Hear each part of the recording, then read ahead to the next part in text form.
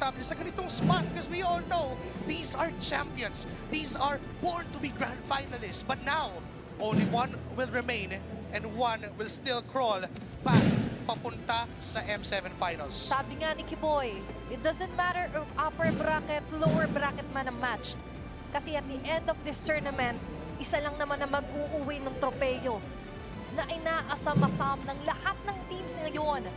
Now, nakita natin ang mga interview, pangarap, pagpupursige. Pero now, let's introduce Onic Indonesia. 5 miyembro na nakatingin para potulin ang ginintoang kalsada ng Team Liquid Philippines. Lutfi, Kyrie, Sans, Kiboy, and Skylar. The Kings, the Sky Kings, Onic Indonesia. Katapat ng Sky Kings will be, of course, the Liquid Stampede. Team Liquid Philippines ang siyang susubok na ipagpatuloy ang sinimulan nila. For the most part, inisip natin, Joshi Athena, that Team Liquid Philippines will cruise through the upper bracket all the way patungo sa Grand Finals. Pero hindi yon ang istorya na sinusundan natin ngayon. Ang istorya ngayon ay kailangan nilang depensahan ang kanilang buhay sa loob ng torneo up against perhaps the best team Indonesia has produced throughout the years. And for Team Liquid, we have Sanford, Carl TZ, Sanji, JP, and Oheb. Pinanood na natin ang 5 to sa lahat ng mga championships na nabanggit mo. At ngayon, on their last life dito sa tournament. Marami nagsasabi na maaga ang kanilang pagtatapat. Pero kasi at the end of the day, inevitable, magtatapat at magkikita pa rin talaga itong dalawang titans ng Indonesia at ng Pilipinas. Sa kanilang ngayong magiging gapang, hindi naman to unfamiliar soil, unfamiliar journey para sa TNP. Sanay sila na from the lower pag nanggigil, pag nagalit, yari yung kanilang nakakatapat. Hindi ko nagkakamali, Tennis Indoor Stadium Sinayan, this is where they 4-0'd Blacklist nung M4. Sanay na sila sa stadium na to, sanay na sila sa setup. Kumbaga, this Team Liquid Philippines, kung pressure lang ang usapan, they can do it. Carl TC has done it. Nakagapang na siya ng lower bracket, back at M2, umabot siya ng finals, they became champion. Itan pa yung performance na yon. Sobrang symbolic nga for me nung logo natin ngayon for M7 with the wings and all. Kasi with this round or after this round, di ba? One of these two will have their wings clipped. Hindi na makakapag-soar high pa, hindi na makakagapang man lang patungo doon sa inaasam na grand final spot. Meanwhile, yung preparation, we all know na sobrang dominant in the recent tournaments in the world ng TLPH. Pero after all of that, even Titans, even gods do bleed. Undefeated in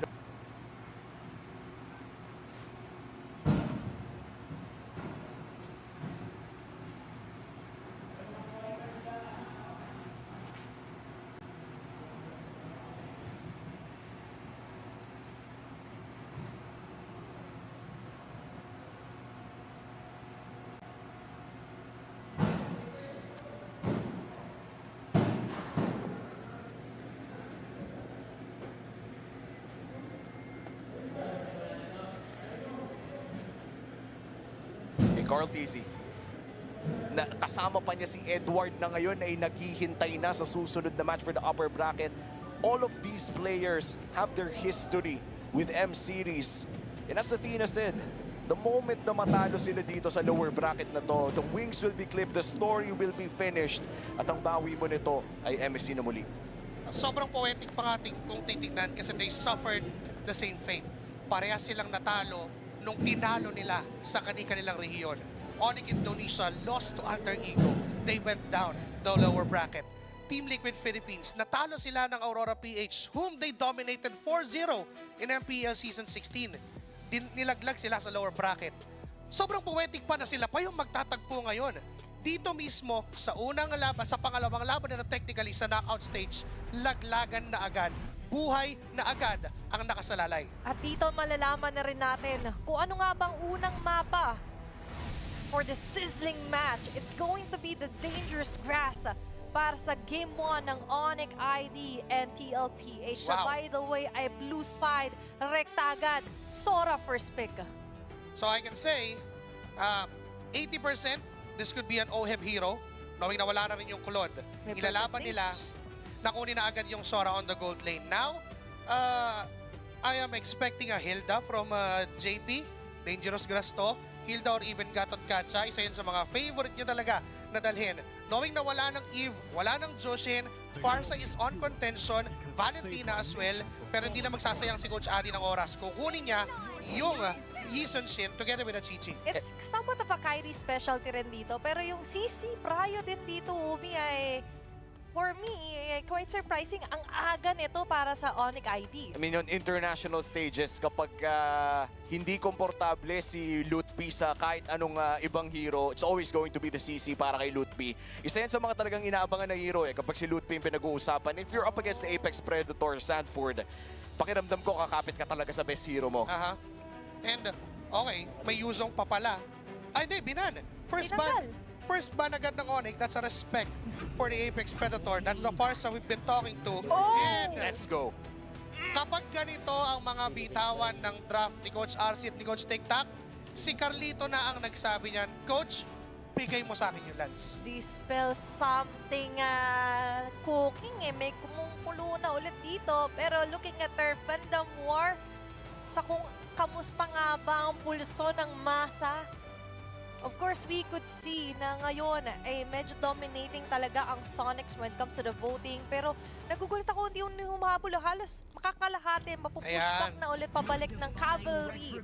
Pagdating dito sa fandom war natin ang kanilang pulso. But meanwhile, the most answer here for Onic ID is Valentina here para kay Sans. Okay, so with the roamers still not present for both of these teams, maaaring doon mapunta yung target ni Coach Adi and ni Coach RC. Hilda, Gatot Kacha, Hylos, even Grok is still open, and that might be the choices. Pero for Onic Indonesia, they might also want to consider yung hero ni Sanford. There is this glue, there is still a Lapu-Lapu present, so both of those heroes, alam naman natin na kayang gamitin ni Sanford. Oo. At isa rin talaga si Sanford sa mga magaling gumamit ng mga high impact na mga XP laners. Katulad na lamang ng mga hero na nabanggit mo.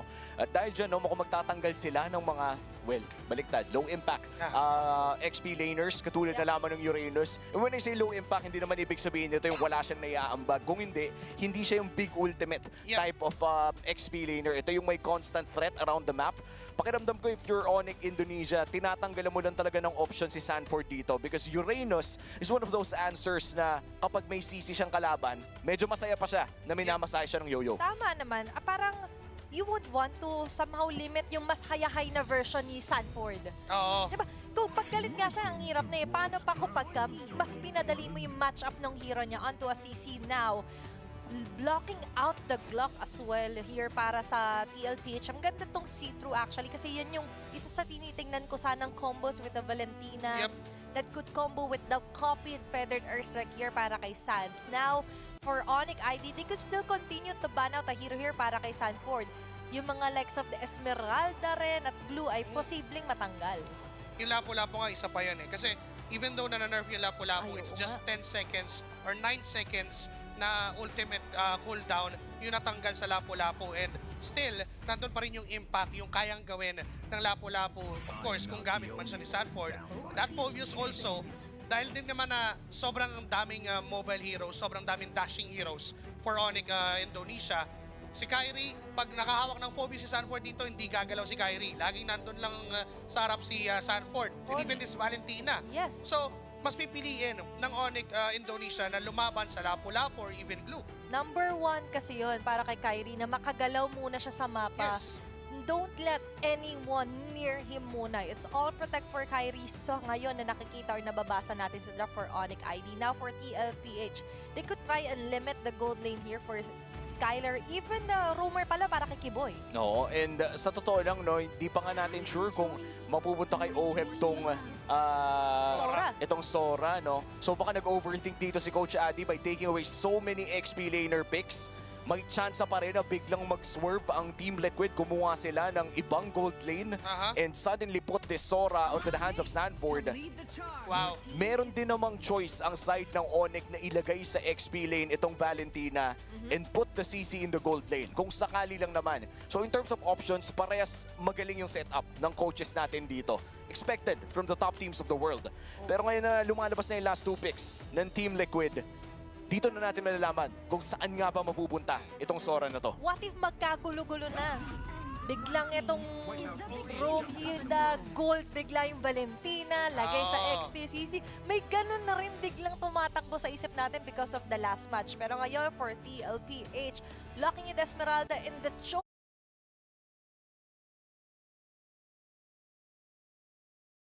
Match. Pero ngayon, Actually, Di pa natin napaisip sure. lang ako. hindi pa pala. natin sure. Kasi Naku, Pwede pa magpalit yan. pwede pa nga pala. Okay. Kasi gumagamit din ni Esme. So since nag-alis na, confirmed na CC Gold and Alice XP. Ayun na. Then it will confirm na Sora Gold and Esme XP. Kasi if that happens na kumuha Hindi. ng marksman, Hindi. Esme Palit. Gold pa rin. Sanford, Sora pa rin yung Oh. nakalagay sa stage. Pero we will have to confirm will that see. once we're in game. Double check natin yan. Now, with the heroes locked in, titingnan natin sa draft index natin kung kamusta. Kasi yung early to mid, sobrang on to the side of Onic ID because of that Alice pick as well.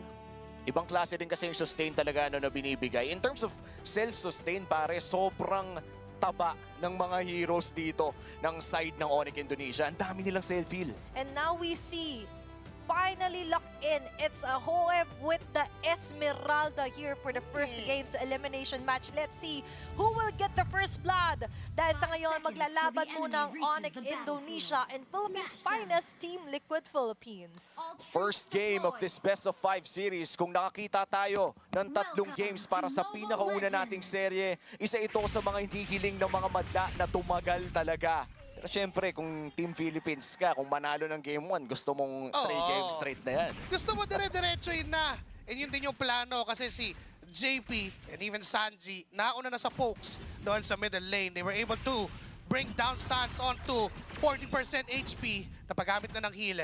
JP is low as well. So poke battles are coming from both of these teams. And so far, wala pa naman tayo nakikitang malaking trade-off talaga. And I feel like if you're Onic Indonesia, gusto mo kasing makuha muna yung mga pang self-sustain items mo eh. Yep. Yung War Axe on the CC, or maybe even the first tanky item para dito sa Alice. And you're running a YSS. Pre-level 4, medyo mahina damage yan. Oo, kailangan pang mag-commit ng lahat ng resources just to try and take down one. And speaking of poke battles, dahil sa pagsama ni Kyrie dun sa middle lane, nakalamang ang Onic Indonesia, Kiboy. Tamang vision lang, tamang gulo lang sa jungle camp, but Carl TZ says no pressure at all. Kukunin pa rin niya ng matiwasay ang kanyang green camp, then diretso sa orange buff. And so far, nakakapag-farm naman si Carl TZ kahit papano. Ginugulo pa rin however ni Kiboy. And this time around, medyo lumalaki na yung threat. Kailangan na siyang protektahan ni JP. Pero just like that, masesecure naman niya ang kanyang level. Nanakaw ata yung greens niya Nanakaw nga yung kanina. green camp. Hindi nag-level 4. So kahit paano made-delay ng Onic Indonesia yung pagposisyon ng Team Liquid Philippines onto this turtle, wala pa naman ding lumalabas. JP, nilalaro lang yung damo. Nandun din si Kiboy, pero ngayon ay kalmado pa at wala pang nangyayaring gulo. Unang pagong ng larong ito at mukhang may maliit na kalamangan ng Onic Indonesia in terms ng pwesto, pero papasok na si JP. Konting poke lamang kay Kyrie, forces out the regen. At mukhang wala pa magsisimula ng pagong na ito. Carl TZ already level 4. Pwede na nilang i-pressure itong laban na ito. Nandito na rin si Sanford at si Lute PX. Laners, may ultimate na rin. Even Oheb ay sasama dun sa pagong kasi lalaban ang Team Liquid Philippines against Indonesia. Retribution ni Cartesi ang mananaig. Sanji! Pero may flicker doon mula kay Zanz. Kaya mawawala si Sanji. Pero sa likod ang kapalit ng buhay ni Kyrie. 1-to-1 trade na sa turtle and make it 2 for Indonesia because Sanford's gonna go down as well. 2-for-1 trade. Pero lamang sa pagong ang Team Liquid. I think Onic Indonesia pa rin ang nakakalamang sa trade na yon dahil nakakuha sila ng early gold. So far, hindi pa rin naman ganun kalaki. Nakakapag-farm pa rin naman si Carl TZ. Pero tignan mo naman yung pressure na ine-exert ng Onic. Pinapahirapan talaga even Danny JP Kailangan niyang i-exhaust yung mga skills and resources just to move out. Carl Easy, threat. Masakit na yung damage. Loot nakakaramdam. Pero nire-regenerate siya. Sige po yung tatakbo. Papalayo pero di siya papatakasin ng Apex Predator. Team Liquid Philippines gets Kiboy. Sumobrang lalim ata si Kuya mo, Kiboy! At biglang nahanap siya ng tatlong puncture. And yun naman kasi medyo mahirap eh, no? If you're up against a Lancelot, parang hindi niya ata in-expect na biglang lalabas yung Lito Wanderer doon. Oo. Nag-reset yung passive ng Lance. Eh di ang sakit pa rin. Nagkakaroon ng datasaan. Tuloy-tuloy lang yung added damage and we are seeing a hand cam galing mismo dito kay Carl TZ sa kanyang Lancelot. Ganun lang pala kasmooth dapat. Oo, syempre gamit ang ating Realme 15 Pro, the official gaming phone of the M7. And so far, para dito sa Team Liquid, nabaliktad na agad nila yung kaninang 500 ng Onic Indonesia ay mapupunta na sa kamay ng Team Liquid. At dahil dyan, ito naman yung ine-expect natin. In the early game, especially when you're running the Lancelot in the Cho, may unting kalamangan talaga, especially for this upcoming turtle fight. Lalo na kapag up na rin yung ultimate ni JP, which is now na pwede na silang po-make off.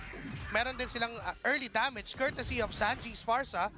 And this time, yung gold lane matchup ni Skylar at ni Oheb, dahil nga hindi sila naka-marksman parehas, wala din masyadong aggro na nangyayari. Puro clear wave lang, puro sama lang din sa objective.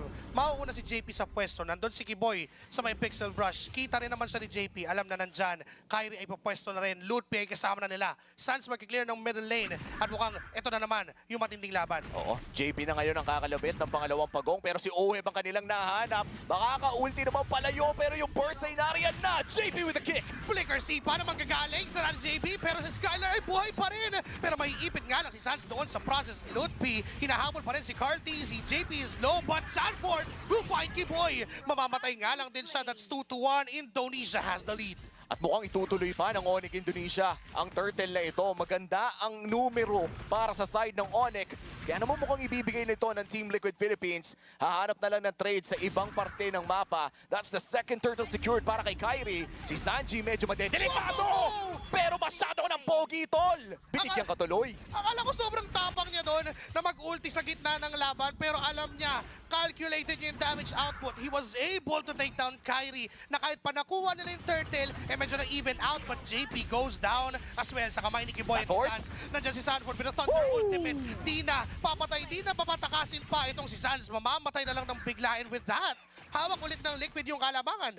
Medyo weird yung pacing ng laro natin, Joshi. Yes. Nagkakaroon tayo ng mga kills sa extended ng mga objective fights. And usually, hindi natin to nakikita mula sa Team Liquid and Onic.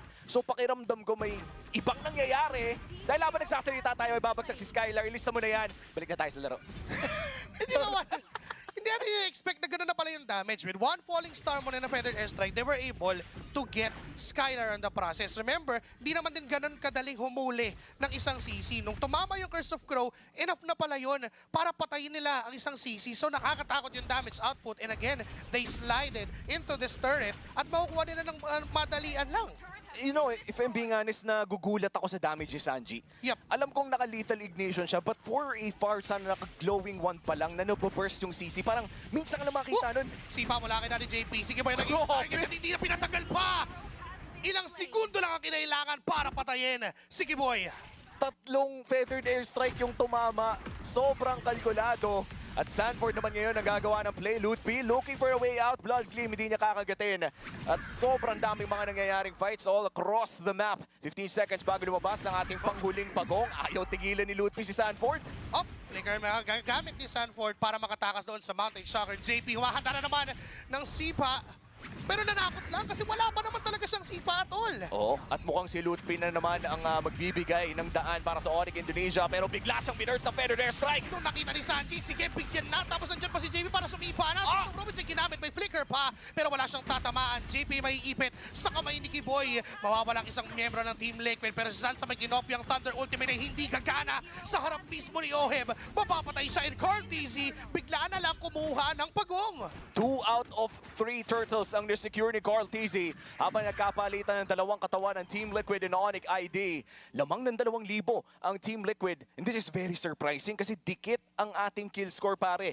Sadyang mas naging effective lang ang mga ikot ng TL. Tapos ngayon, the time sila with a Cloud Ultimate from Sanford. Skylar is gonna go down again. May turret pa na pwedeng kunin ng Team Liquid Philippines. Bigla sa isang isap mata ay nakuha natin ang kalamangan ng ganun-ganun lang at hindi pa nilulubayan ni JP si Kyrie doon sa itaas. Hindi tumama yung Mountain Stalker. Sinipa pa. Nandyan na si Carlito. Dahil JP, salamat sa pasang matindi. And Kyrie will eventually fall down to the hands of the cavalry. Ngayon si Ludwig makakatakas pa. Yung orange buff ay pwede nang kunin.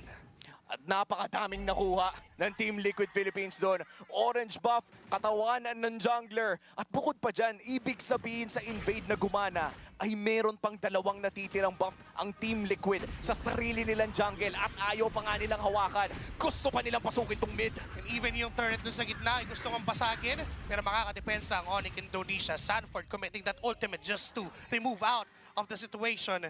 At aatras ang buong Team Liquid, biglang kakalma. Again, we're seeing an off-tempo rhythm from Team Liquid Philippines. Iba talaga eh. Hindi tayo sanay na ganito maglaro yung Team Liquid Philippines na makikipagpalitan sila at sabayan ng katawan against Onic ID. At ngayon si Sanji medyo delikado. Hindi naman napapasukin ni Ludpi, pero doon sa may bandang LBM ay mukhang may mahanap si JP. Sipa na naman mula kay natin JP, tapos Thunder Ultimate mula kay Sanford. And OE pa makakakuha ng kill na yon. Biglang ganun lang pala kadaling pumatay para sa Team Liquid Philippines. At si Carlito, hindi pa sa Lord nakatingin. Doon mismo sa purple buff ng kanyang kalaban, aagawin pa rin.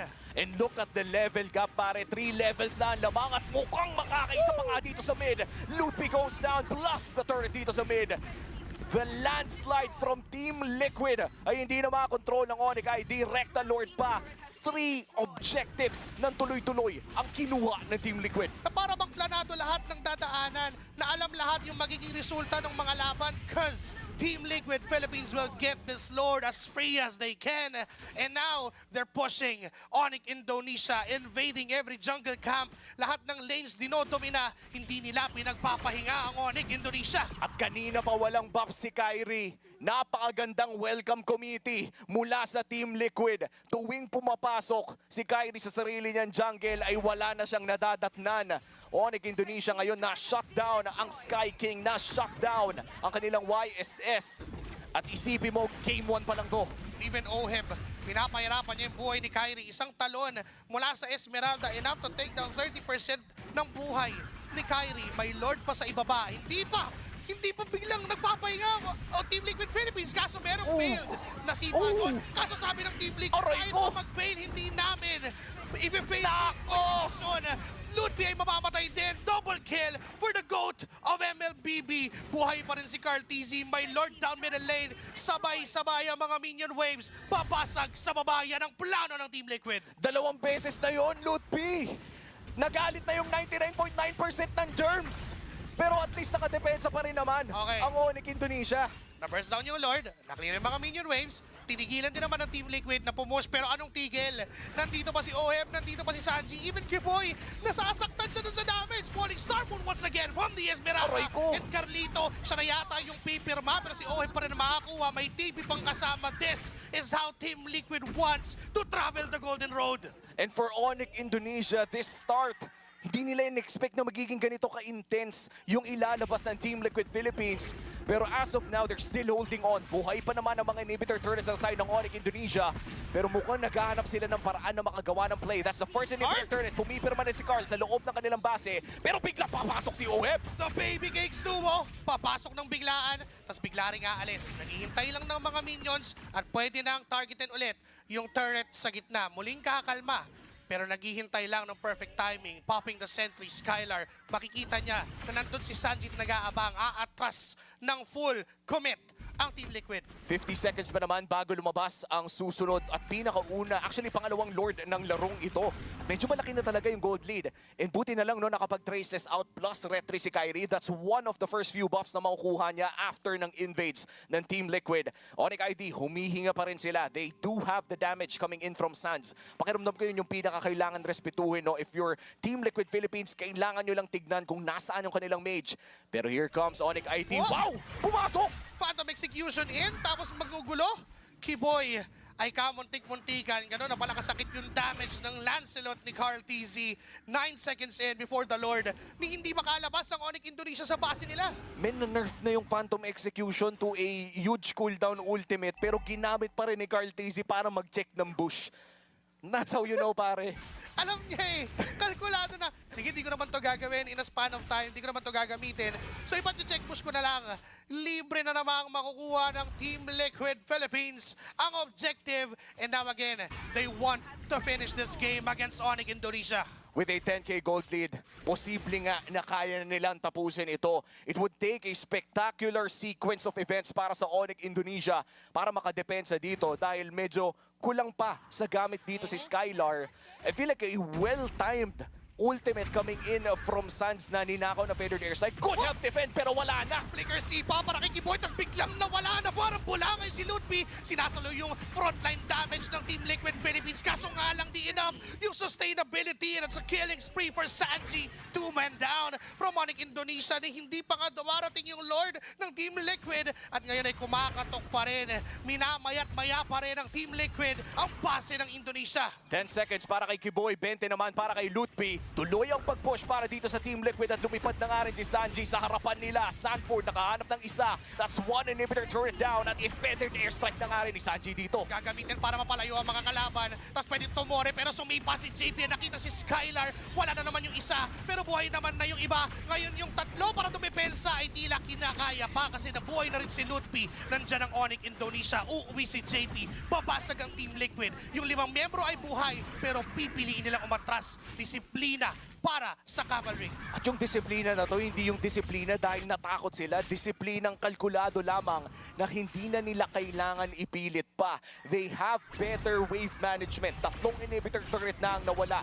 12,000 gold lead. Magmamatter itong 12,000 gold lead na to hanggat umabot ang Onic Indonesia around the 55 to 60k mark, which will take them approximately around 5 to 6 minutes para ma-achieve. At yung Lord natin ay paparating na in 1 minute or so. Ibig sabihin lang yan ay may 6 na minutong aantayin at ilalaban ng Onic Indonesia para makapalag kung malinis ang galaw ng Team Liquid Philippines. Nakikita rin kasi natin yung senyales, even Lutpi, one of the most sustained heroes na meron sila. Pero sabi ni Carlito, wala na Lord!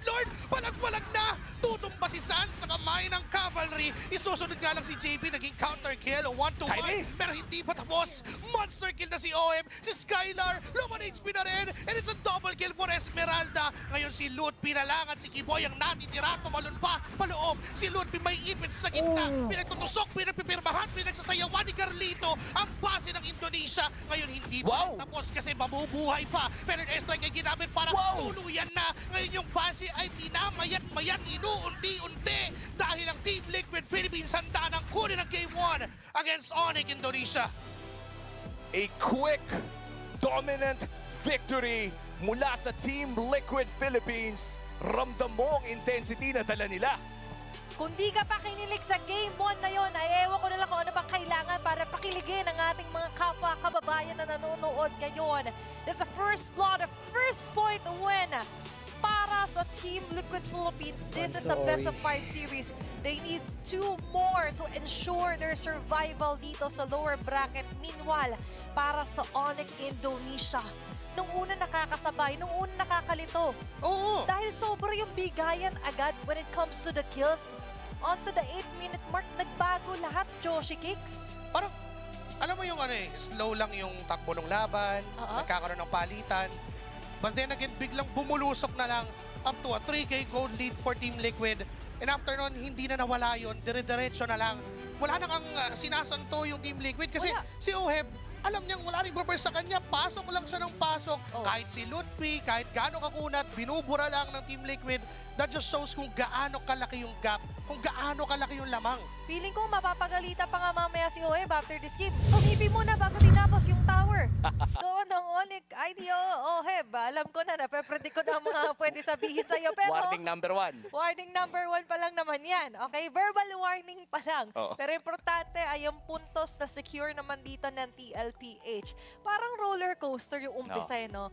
Meron munang slight hill. Upward muna, tapos biglang na nagbigayan na, tuloy-tuloy. May roundabout pa. Medyo na-realize ko kung bakit Nung natapos na yung laro, nung nagkaroon na tayo ng oras na mag-isip-isip, I realized that Team Liquid was playing a bit off-tempo. Mas mabilis silang nagbibigay kasi higit na mas malaki yung cooldown ng mga tao sa kabila. The Throne of Ruin base cooldown is around 30 to 40 seconds. Yung Sipa ni Cho around 20 to 30. Yung Esmeralda ulti, 15 to 20 yung cooldown nun. So kung magbibigay ng magbibigay, yung Team Liquid, hindi makakasabay yung mga ulti. Yung Mountain Shocker, ang laki ng ulti. Yung tawag doon, Throne of Ruin nga, ang laki. Di ba? Parang the more you fight, the less Onic has. Parang ang nangyayari sa isang ulti ni Lutpi, dalawa ni Sanford. Totoo. Ganun yung nangyayari. So there will come a time na wala talagang ipampapalag yung Onic Indonesia. So yun yung nahahanap na butas ng Team Liquid. Kumbaga, okay, lahat ng timers niyan wala pa. Flickers niyan wala pa. So go time ulit. And they have the luxury to do that dahil even if it's just two of them, Esmeralda, Farsa, kayang pumatay. So, Farsa, kayang pumatay. Sanford alone, kayang pumatay. And even Cartezy alone, kaya niyang pumatay. So, for them, the best harmony doon sa composition ng Team Liquid ay magulo. Hindi na gulo eh. All throughout, that is a very nice way to put it. Plus, i-add pa natin yung point ng Onic ID. They didn't play up right to their strengths. Masyado silang na-excite sumabay. Kasi they realized na, sige, sabayan lang natin. But that what they didn't expect was the macro overall as well. Di ba sa numbers, nung 5-minute mark natin, sabi natin 5 to 5, 6 to 5 yung kill score. There are times ng Onic ID, they got the right targets. Nasusolo nila si Sanford. But what happened was that hindi ganun kasmooth yung transition or conversion after a kill. Dami kasing nananakaw din ng Team Liquid. Kung mapapansin natin yung mga fights na tinitake nila, laging malapit sa mga greens or malapit sa mga objectives ng Onic Indonesia. So the moment na may mapatay sila or wala, kukunin na lang nila kung ano yung katabi. Diba? Convert na lang sila ng ibang objective. Hindi sayang yung binyahe doon ng TLPH. And ngayon, sulit yung biyahe doon. Sanji with his Farsa, our Game 1 MVP. 5-1-10. Solid. Solid. Isang beses ka namatay up against a YSS, a Hilda, Valentina na all throughout kinokopya palagi yung ultimate niya kasi yun yung kailangan nilang damage kasi yun yung wala from Onic Indonesia during the mid-game. So, technically, parang ang tapang pa nga ng positioning ni Sanji. Hindi pa siya yung sobrang ingat. Hindi siya yung likod gaming na Farsa. Di ba napansin niya ni Umi? Nakakuha parang saan nang gagaling? Yung damage. Bakit ganun kakasakit agad, Sanji, na naka-glowing one pa lang siya, di ba? Sobrang hapdi na. First minute mark, tapos yung galaw niya pa, sobrang seamless ng Farsa dito ni Sanji. Ang nakakatuwa sa Farsa ni Sanji, as you said, Joshi, paharap siya naglalaro Kumbaga, ganadong-ganado talaga. And I wanna go back during M4.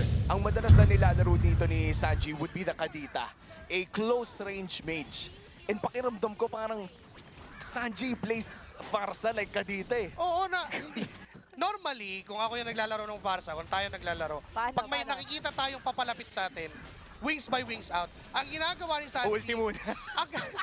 First skill pa First skill, second skill. Ulti, Tapos pagka-stun, ulti, bang.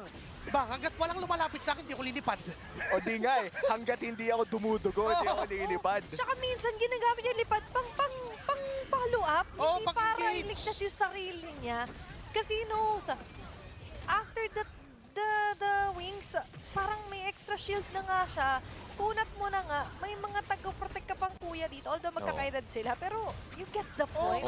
Grabe yung play na yun, yung flicker sipa ni JP. Para ako nanonood ng Echo. Oo nga. Parang yung Echo Express, yung pagiging agresibo. Di ba, magugulat ka na lang. Nakuha pa niyang sumipa doon. Nakakuha pa siya ng magandang target sa 5 membrong nakatayo sa harap niya. Di ba interesting yung take dito ng Team Liquid, pero this fits them best na sila yung beast pagdating sa laban. That's a 22-9 ending kill score. Grabe. And fairly early compared sa first match natin, 15 minutes and 53 seconds onto that game time. Di nakalaro si Kyrie sa game na to. Kahit ba sabihin na siya yung pinakamayaman, well, second si Skylar, ang daming na-sacrifice na resources ni Onic para lang makapag-farm si, Look at si that. Kyrie. 13-4 purple buffs. Nahit mo na sa 9-4 purple buffs. So, that would explain na saan ang galing yung extra? Dapat sa 15 minutes na nag-elapse, tig 7 lang sila. Tama. Lagi kasi kino-comment na ang ganda daw ng buff. May buff si Kyrie nanonood live. Nakaingit si Carl TZ. Kasi Ayun. kakalipad pa lang nung sa buff niya eh. No. Dito niya nirekta sa laro. Sabi niya, sige, wag kang maglaro, wag kang mag-farm. Hanggang dyan ka lang. And even sa point na si Oheb kanina, nakikita natin, solo eyeing out, zoning out si Oo, Kyrie. tinatalunan eh. Na parang kahit pa sabihin mong Esmeralda siya, may darating ang time na kakayanin siyang patayin ng Onic Indonesia. Pero yung tapang niya, alam niya rin kasi, paano ka papatayin? Eh, wala kang buff lagi si Kyrie. Hindi pa dumarating yung time eh. Sabi mo, oras. Eh, walang Oo. oras doon. It wasn't even activated here for Onic. All to our Big 4 titles. Lahat ng to, last side on to the side muna ng Team Liquid. Yung sandbag, oo. Kasi Matik nakita naman natin, binanggit nga ni Umi yung conditions here. Long cooldowns for the ultimate, for the Throne of Ruin. Meanwhile, kahit bumababad ka, kung wala naman kayong damage pabalik, medyo nababaliwala. Magiging sandbag ka talaga, magiging punching bag ka talaga. Sasaluhin mo talaga yung damage. And for Carl TZ sa larong ito, I think the turning point na nagbigay ng onting tulak lang, onting tulak, yun lang kinailangan ni Carl TZ para manalo sa larong to. Yung Lito Wanderer, dun sa unang kill nila sa Alice. Kung hindi lumabas yun, wala nang dash si Carl eh. Sabi ni Carl, uy, Thank you. may dadasyan. Thank you. After niyan dumas na sa Lito Wanderer, Passive. nag-regen na yung yung dash niya doon sa hill, nakikiboy yata yun. So bumalik lang siya. Sabi niya, okay. Oh, di ba? Ang Pero lupit. yan eh, ang dami talagang uses ng Lito Wanderer. Thank you sa repolyo na yun. Comment. Reminder to eat your veggies. Yan ang importante. Basta may gulay, haba ang buhay. Tama, umaba naman yung buhay natin dahil 2 more games. Pero syempre, we can't count Onic Indonesia out.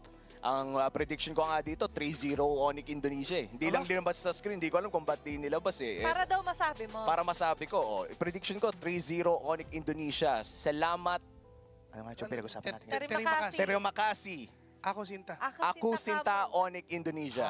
Ako Sinta Kamo, Oh, Onic diba? Indonesia. But what a match para doon sa unang game natin. Win or lose, the passion on the stage is electric. Real passion never dies. That passion deserves a reward.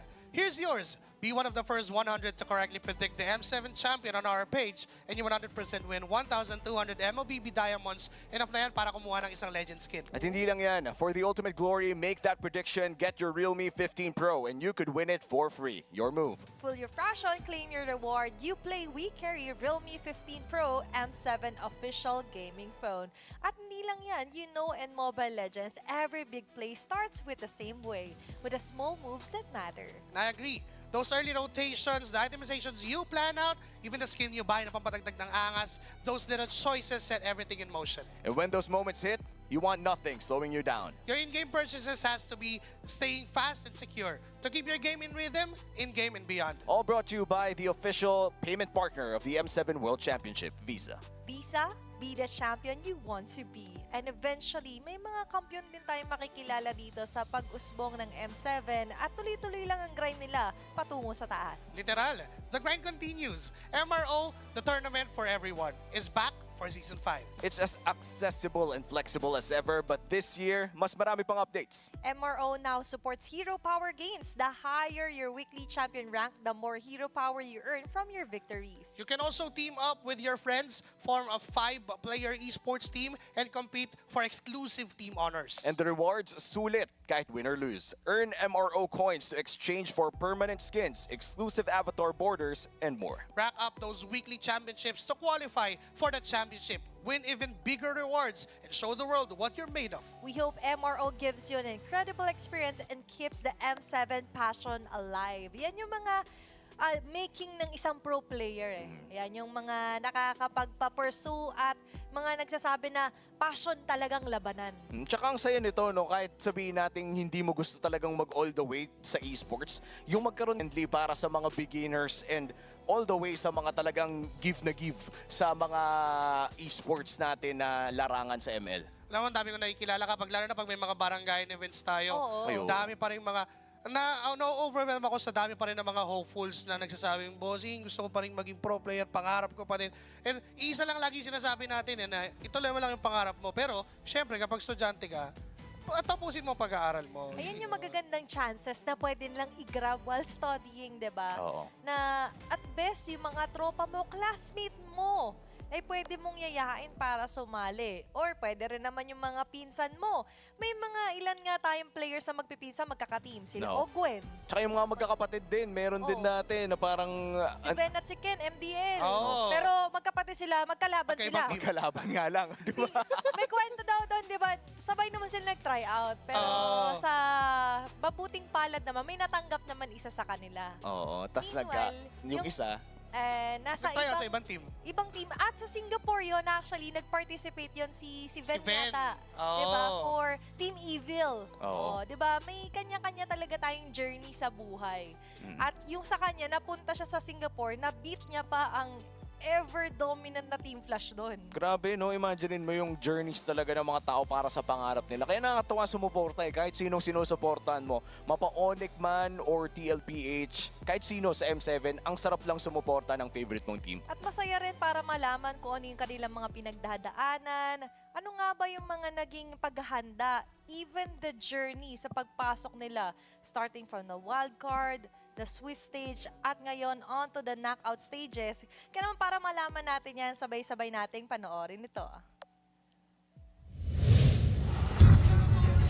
Team Liquid are on the Golden Stampede! Team Liquid! Yung Golden Road kasi sobrang bigat siya na title na kunin dahil kailangan mag-win streak muna sa mga international tournament and local. The golden road for this year is for the Sky Kings. Membuat Golden Road sulit. Mungkin harus selalu konsisten karena pas 2023 kayak hampir gak ada tim yang bisa kalahin kita dan susah aja buat ini stay on top. The golden road so difficult to achieve because it's gonna take so much momentum. takes it down. And there you have it. Team Liquid taking all 4 members. Yung Golden Road. Tingin ko hindi naman siya curse. Parang ano kasi, yung kaya naging champion, kaya may tinatawag na Champions Curse kasi parang naglaylaw sila, hindi sila nagtutuloy-tuloy ng bata kasi nga nag-champion, gusto muna magpahinga. Karoon ng mga bagong patch, hindi sila nakakasabay kaya may mga new teams na umaangat kaagad kasi hindi sila tumitigil sa paglaro. Tingin ko po hindi siya curse kasi parang sobrang naming binrake na curse na magkakasama kagaya ng yung mga naglo-lower, ganun, di nanalo, and yung mga upper na di nanalo. Tingin ko talaga hindi siya totoo. Kung malakas talaga yung team nyo, makakaya nyo talaga. Walang curse for me. Kami yung kauna-una ang maka-achieve mo. And that is the behind the rise story here for Team Liquid Philippines and even para sa Onic Indonesia. Sabi nga dito ni Sanford, as long as malakas yung mga teammates mo, kaya naman. And for Carl Tizzy still, kahit na nasa Pinas siya, lagi niya sinasabi, walang curse para sa kanya. No curses to be broken. You know what? Quick story to tell. Way back, 2023, it was Onic Indonesia who first attempted to take the Golden Road. Oh. Nanalo sila ng dalawang MPL Indonesia. They won MSC 2023. They lost for the M Worlds on that title. Second one to do that, to attempt the Golden Road, it's SRG. 2024 naman yun. And now, pangatlo, ang Team Liquid Philippines na susubok kumpletuhin yun. And this is the first time na susubukan ng isang Philippine team ang makakuha ng Golden Road dito sa M-Series. And this time sa Indonesia naman nila susubukan gawin yan. And for Team Liquid Philippines na up against Onic Indonesia, pakiramdam ko iniinda pa rin ng Onic Indonesia yung nangyari sa kanila during the M5 kung saan isang laro na lang kompleto na sana yung Golden Road. Ay nakita natin sa video na yon, sa Behind the Rise, kung gaano kahirap ma-achieve yung Golden Road. And imagine, yung mga manlalaro na tinitignan natin mula sa Onic Indonesia na nakaupo dyan ngayon, were one game away from securing that legacy, and now they have to start all over again. And to be clear, wala pa po ever na team na naka-achieve ng Golden Road. Wala All pa. of those attempts, ngayon pangatlo. It's a different region. It's from a region na nag-a-attempt ng Golden Road. The road is still alive. The road is still open. Pero ngayon, para naman sa game number 2, it's going to be expanding rivers para sa ating mapa. Team Liquid still on the blue side, prioritizing still the Sora, habang for Onic ID, it's going to be the same bans pa rin para sa red side.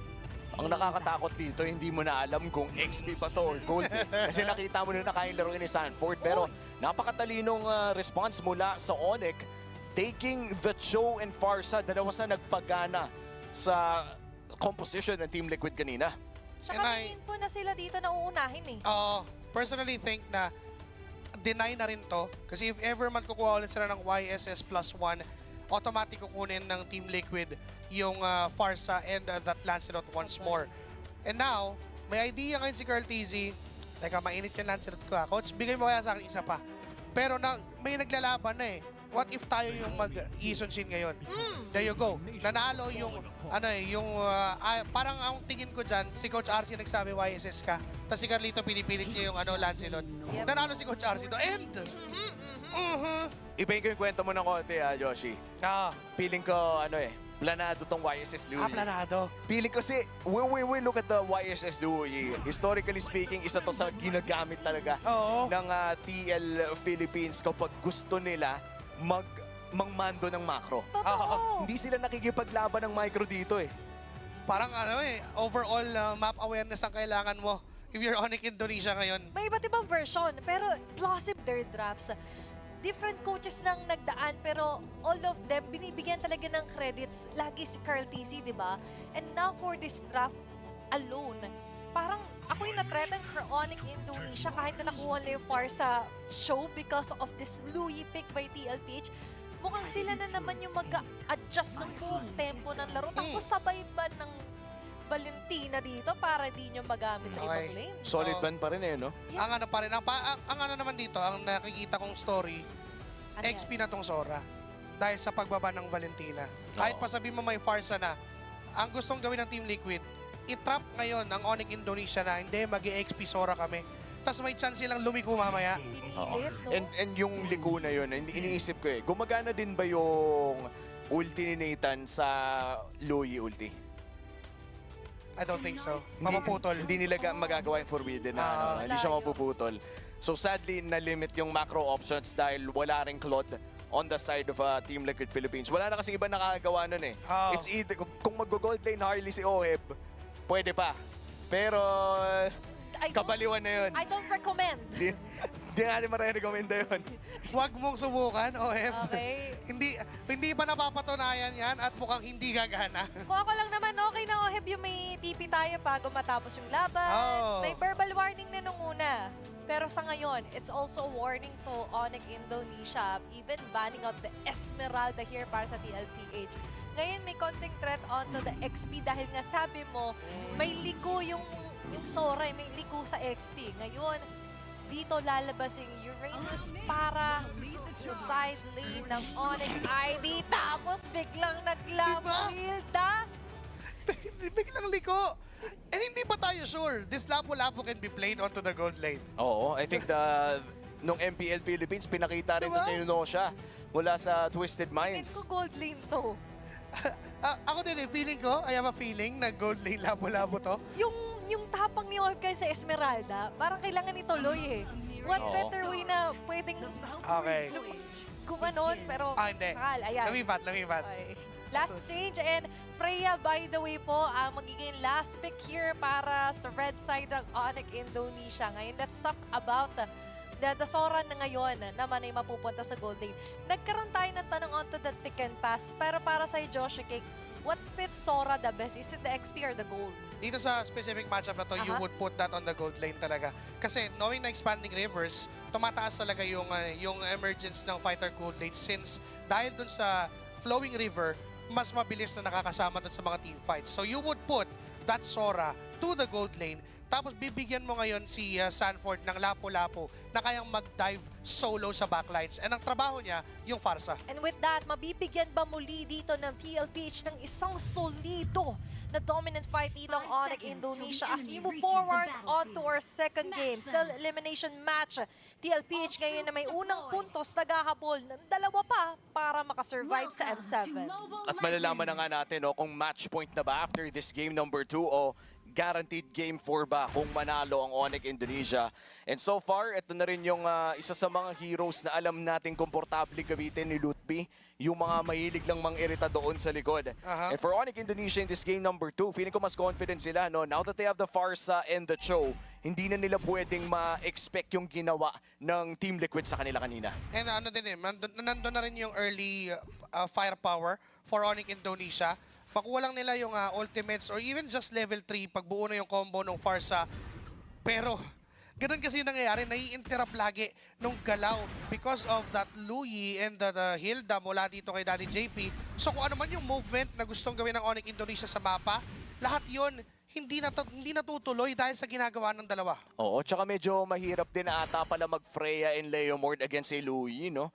Kasi dikit-dikit din kayo eh. Kapag nagkamali kayo ng mga elemento, kung magdikit si ML All Day tsaka si HP, magsasama-sama talaga kayo sa loob ng bilog dito ni Sanji. Hindi mo gustong mangyari yun, no? Especially kapag nakapag-glowing wand na si Sanji. Pero tama ba itong nakikita natin? Quantum Charge onto this Louie. Bagong choice na naman. Ito yung ginagawa ng mid lanes for that added mobility. Knowing na yung Louie, wala siyang dash or whatsoever, wala siyang blink skill. Ang pangkukuhaan niya ng mobility is yung isang simpleng palo tapos burst ng movement speed. So yun yung idea ni Sanji dito sa Louie and overall control when it comes to the map. And now, wala pa naman din ganun nangyayari. Just like what we saw nung game number 1, this is a slow burn from both of these teams. And tingnan natin kung sino yung unang makakalamang. May konting sakitan lamang mula sa ating dalawang gold laner at sisimula na nga ni Carl TZ ang pagong na ito. Hindi pa naman nagagamit. Here we go, Mountain Shocker! Papasok si Sanford sa likod, kasabay ng Bravest Fighter. Nandiyan na rin si Barbian, tinawag na ni Kyrie. Pero yung Turtle, ay hawak pa rin ni Carl TZ. Fusion. Hindi nangyari, hindi gumana yung panggugulo ni Lutpi. Kaya naman maiipit na rin siya sa kamay ng Team Liquid. 2 men down, it's Kyrie din na mawawala. Tapos sa gitna, bugbuga ni Ohe pati pero dumating si Sanji. Ang sabi niya, I got you. Pero buhay pa rin naman si Skylar. Kapiso ang buhay. Habulin mo ng diversion. Doon ba papunta? Hindi. Binalik lang si Ohe papunta sa lane niya. At tignan mo naman yung macro ng Team Liquid with this Louie. Hindi pa ba warning shot yung ginawa ni Sanji sa lahat ng mga Louie games niya na hindi dapat binibigyan ng Louie itong taong to? Pare, kahit feeling ko kahit natalo yung Team Liquid sa team fight na yon, may magagawa ng paraan ni Sanji na makalamang sila sa macro eh. Lamang pa rin, and Oheb will pop his Thunder Ultimate para makatakas doon sa gustong gawin ni Sans and even ni Skylar. And going back to what we're talking about kanina, because of the expanding rivers, amplified yung early rotations ng gold lane or ng side lanes ng both teams. Pero because of this Louie mula kay Sanji, parang double amplified yung nangyayari. Kasi yes, makakapunta ng mabilis yung isang side lane doon sa objective. Teka lang, si Lutpi ay nakaramdam ng bahagyang damage. Sabi niya, okay, di pala ako pwede magkulit ng ganon. Oo, hindi nila magawa yung ginagawa kanina ng Team Liquid kay Kyrie. Kasi nabuburst sila ng Louie, tapos hindi nag-atubili si JP na ultihan at pukpukin yung nag-i-invade. This is something na pakiramdam ko, learning experience para sa Onic Indonesia. Ganito pala dapat yung ginawa natin kanina. And for Team Liquid, na ngayon ay lumang na ng 1,000 kalahati, mukhang mauuna pa sila sa pagong na ito. And I feel like for Onic Indonesia, baka may counterplay silang hinahanap doon sa top side. Naghahanap sila ng trades at pwede nilang bigyan itong si Sanford. Pero nung game number 1, as early as now, 4 minutes in, hindi pa ganito yung kalamangan ng Team Liquid. Pumapalag pa yung Onic, but now, look at what JP is doing. Sisipahin siya ni Kiboy dito, pero makakapag-flicker out. Mabubuhay pa ba? JP? Yes, sir. Sinasano ng paunti-unti, pero sabi ni Ludpi, ako na ang tatapos ng misyon. Doon sa turtle, nagkakaroon ng ambahan, but Carl TZ will still get the turtle done. Si Ludpi ay nasa harap pa rin niya, pero nandito na ang Sansan duo. Flickering out si Ludpi. Oheb ay may ipit din pala sa likod ng Onic Indonesia. Diversion play, pabalik lang sa middle lane. Sanford balik sa lane. Oo, mukhang maiiwan. However, si Carl TZ sa loob ng sarili ng jungle. Napalalimata si OF kanina doon, naiwan siya sa laban. Pero kahit papaano, no, nakasurvive naman. Hindi dumaples yung axe ni Sanford. Pero mabilis pa rin nila makiklear yung wave doon sa taas. Talagang walang natitira masyadong minion wave. Pero mukhang makakakuha ng isang tore ang Onic dito. At dahil nadaplisan ng bahagya, mukhang mag-GG na sila kay Ludwig. Pinasok na rin ni Ohe with the Thunder Ultimate. Nandyan ang pagsusuntokan, mamamatay si Ludwig. Ganun pala kasakit yung damage noon. Hindi pala niya basta-basta maiinda. And now Sanford will try to cover this middle lane. Ang nagiging ikot ngayon ng Team Liquid, overall controlling the map, but Onic Indonesia will get that first turret down bottom lane. Oo, solid din yung naging call ng Onic Indonesia na dahil nag-ulti na yung Luyi pataas, hindi na makaka-diversion yan para dumepensa yung Yi Sun Shin after the buffs. And for Onic Indonesia, that's good awareness, pero lamang pa rin naman ang Team Liquid in terms of gold. And pwede nilang gamitin itong maliit na kalamangan na to, not to win team fights, but to give space kay Carl TZ. Kasi yun yung win condition ng Team Liquid ngayon. Ohe, may pumasok sa kanyang Cloud Ultimate.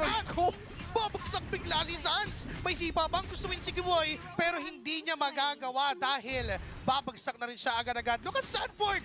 Papasok dun sa loob ng first and second turret sa middle lane. Guguluhin lang at magkakat.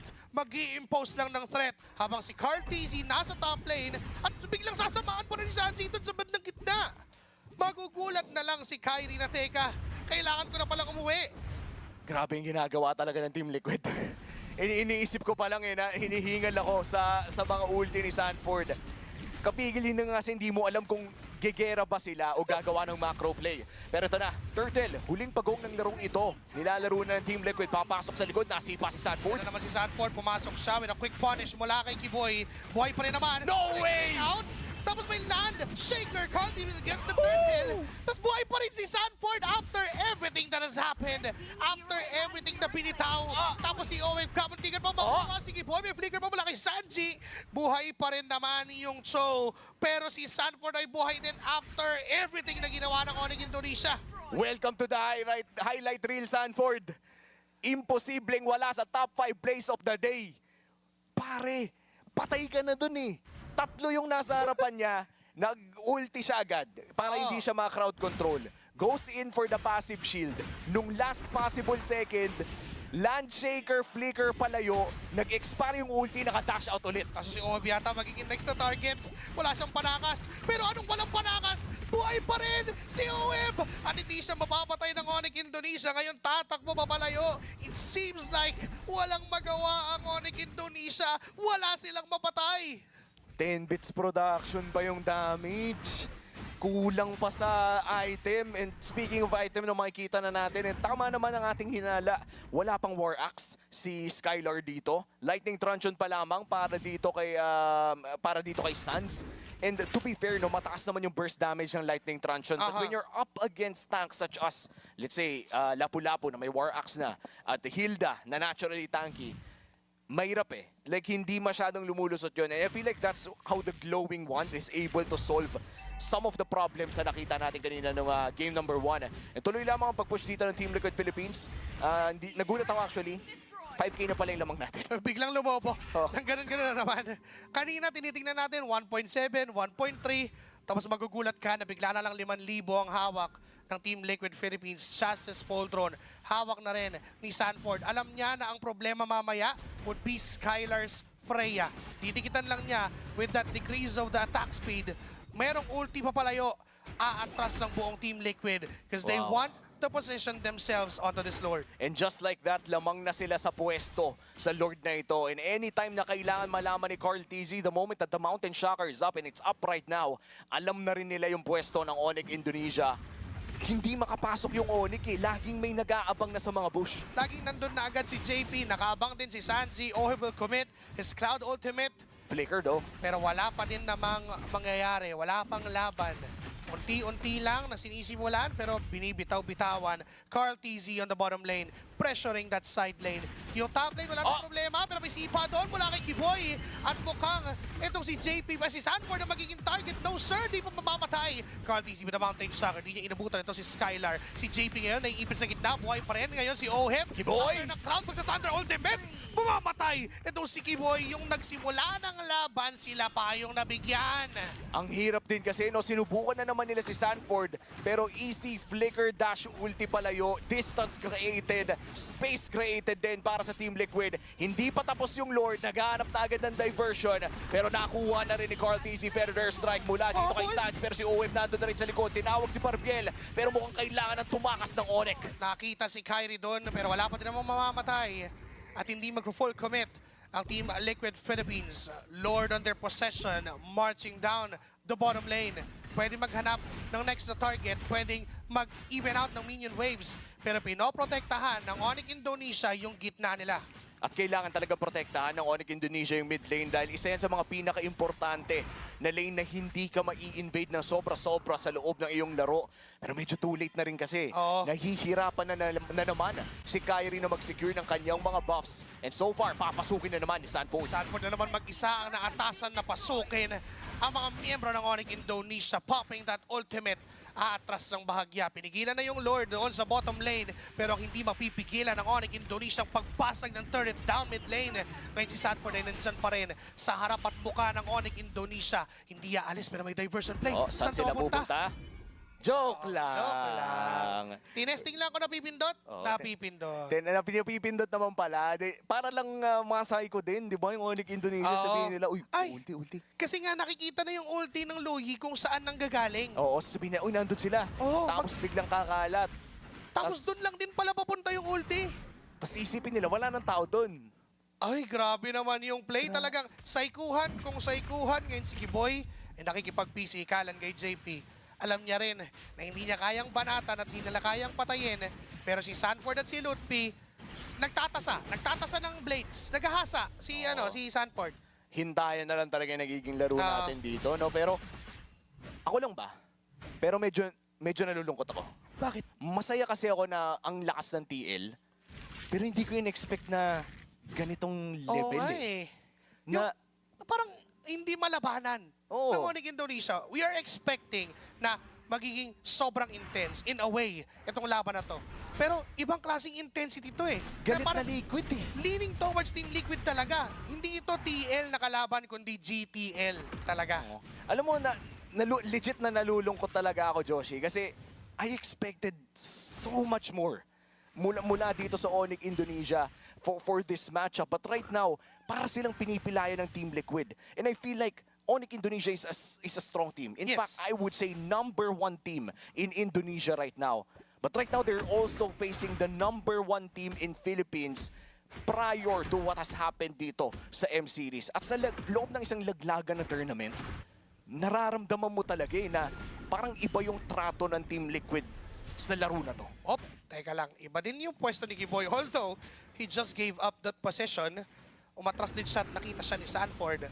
Onto this Lord, nakaabang agad ang Onic Indonesia, Sans, Lutpi. Hawakan yung possession, hawakan yung aggro. Kiboy, nag-aabang ng magandang pwesto, ng magandang sipa. Kiboy? Ninja na rin. Carl TZ yung nakita. With that, way of the dragon kay Carl TZ. Si Carl TZ ay tutumba. Pero here comes Team Liquid. Ngayon ay papalag na. Mamamatay si Skylar, mamamatay si Kiboy. Yung tatlong miyembro ng Onic Indonesia ay susubok to get this objective. Pero may diversion. Saan papunta? Paalis at paatras pala. Hindi mo na si JP, bahala na. Pero mabubuhay pa. Ang sabi ni Sanford, okay lang kung kami yung matitira. Kasi walang matitira sa Onic Indonesia. Papasok pa si Oheb. Ulit with the Thunder Ultimate. Si Lutpi na yung susunod na target. May Feathered Airstrike pang sinasalo lang. Nasaan yung damage? Ngayon pinagsusuntok sa sahig. Nasaktan si Lutpi. Papasok pa kami na Bravest Spider na Landshaker connecting to Lutpi. And Lutpi's flickering out. Mabubuhay pa rin. Nandyan din si Sans para protect protektahan ang kanyang kasama. Pero tuloy pa rin sa panggugulo ang Team Liquid. Here comes Sanji and JP again. Nag-aabang lang ng magandang timing. Di alam ni Lutpi na pwede siyang i-burst down pero umatras ang Team Liquid Philippines. At sa pangmatagalan na laban na yun, mukhang nakalamang pa rin ang Team Liquid Philippines dahil nakapag-reset sila via that diversion. All the while, pumipwesto na si Carl Tizzy sa Lord na ito. Wala nang flicker, sipa si Kiboy. Yung conceal ay mag-up pa lang yung cooldown. Pero napakaganda ng pwesto nila. Sinipa na ata si JP. Pero mukhang makakapasok si Sanford sa likod. Sanford biglang nakatingin na lang kay Sans. Yung flicker kinamit na para matamaan. Freya! Pero mukhang yung Freya ni Skylar yung nag-grip na Sanji is gonna go down. Pero makukuha din ng Ohab yung counter kill. Ngayon si Lutpi ay pinansin. Double kill. Ngayon si Shutdown para kay Kiboy. Makukuha niya si Sanford. Ang kaso nga lang yung Lord ay hawak pa rin ng Team Liquid Philippines. Makukuha na ng libre. Ngayon si Kiboy ay naipit pa tinamaan ng Mountain Shocker. Jet Gandosyon po pero di naaabot yung buhay. Carl TZ pinakita lang na kahit manggulo ka ay kaya pa rin namin kunin yung Lord. And look at the timing sa Mountain Shocker na yon. Pero teka lang, Kyrie trying to defend. Madedepensa naman yung Torre doon sa gitna. Yung timing ni Carl Tizzy on that Mountain Shocker. Right after natapos yung Shunpo. Gitnang-gitna. Taking down the Cho. At ngayon, Team Liquid with a 7K gold lead. Nasa mid lane ang Lord na ito. Kapag dumamba ito sa Torre, sure na babagsak eh. Basag na agad, di na kailangan banatan pa. Kaya ang Team Liquid ay nakahanda doon sa may bandang baba. Si Lutfi, nakaatasan, naharapan lang ang mga members ng Team Liquid. Feather Strike ay ginamit na ni Sans para maklear yung minion waves. Mama-burst down yung Lord ng ganun kabilis. Papasok na ba muli ang Team Liquid? Nag-aabang lang ng flickers, nag-aabang lang ng ultimates. Pero umatras at papairalin muli ang disiplina ng Pinas. Wow. And ito yung masasabi natin na nire-respeto pa rin talaga ng Team Liquid Philippines. Yung kakayanan ng Onic Indonesia to turn this around. And to be honest, a 7K gold lead is a huge gold lead to have. In Onic Indonesia, they've played several games na lugi na talaga sila pero nahahanapan nila ng paraan. And dito pumapasok yung familiarity ng Team Liquid sa Onic ID. Hindi nila gagawin yung mga pagkakamali na alam nilang bigla pang mababaliktad ng Onic.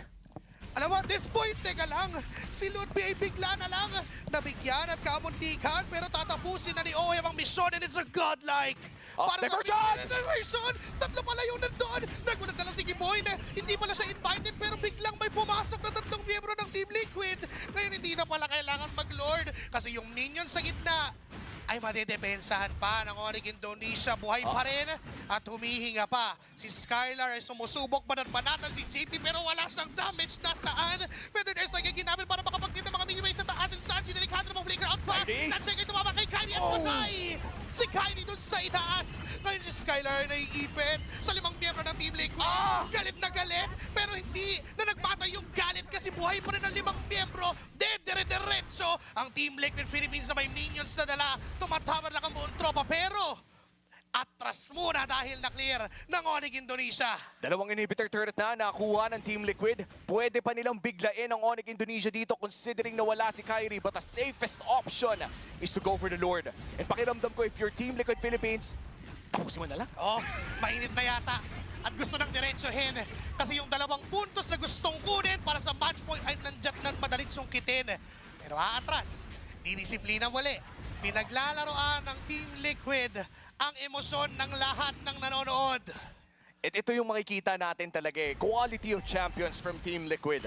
Na kapag alam nila na lamang na sila, hindi nila basta-basta ibibigay ito. Taking down another inhibitor turret ensures na kahit sayawin nila tong Lord na to nang umabot na naman tayo ng 38 minutes, wag naman sana, ay kaya talaga nila na patagalin. Pero nasipa si isa. Si Oheb ata yun. Oheb yata matatarget. Winter Crown! Mabubuhay pa rin. May immortality pang bit-bed sa ultimate para makapalag-palag ng bahagya. Si Sanji ay hindi pinapahinga. Skylar ay nabura. Doon para sa likod may puntirya sila. Landshaker na naman na dito mapapala sa Sanji. May person na dinala lahat ng tropa ng Team Liquid. Sanji walang magawa kundi maglakad. Ngayon ay lumipad. Aatras pero sabi ni Sanji Cartesi, tapusin na natin to. Tori at match point. Game 2 para sa Cavalry. Last mo na yan, Sanji. 100% tatanggalin na yung Louie mo. Ilang beses na natin nakita tong ending na to eh. Yung Louie na biglang nang gaganon.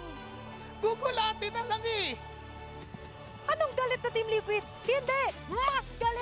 Team Liquid yung nakikita natin ngayon. It's a match point for TLPH.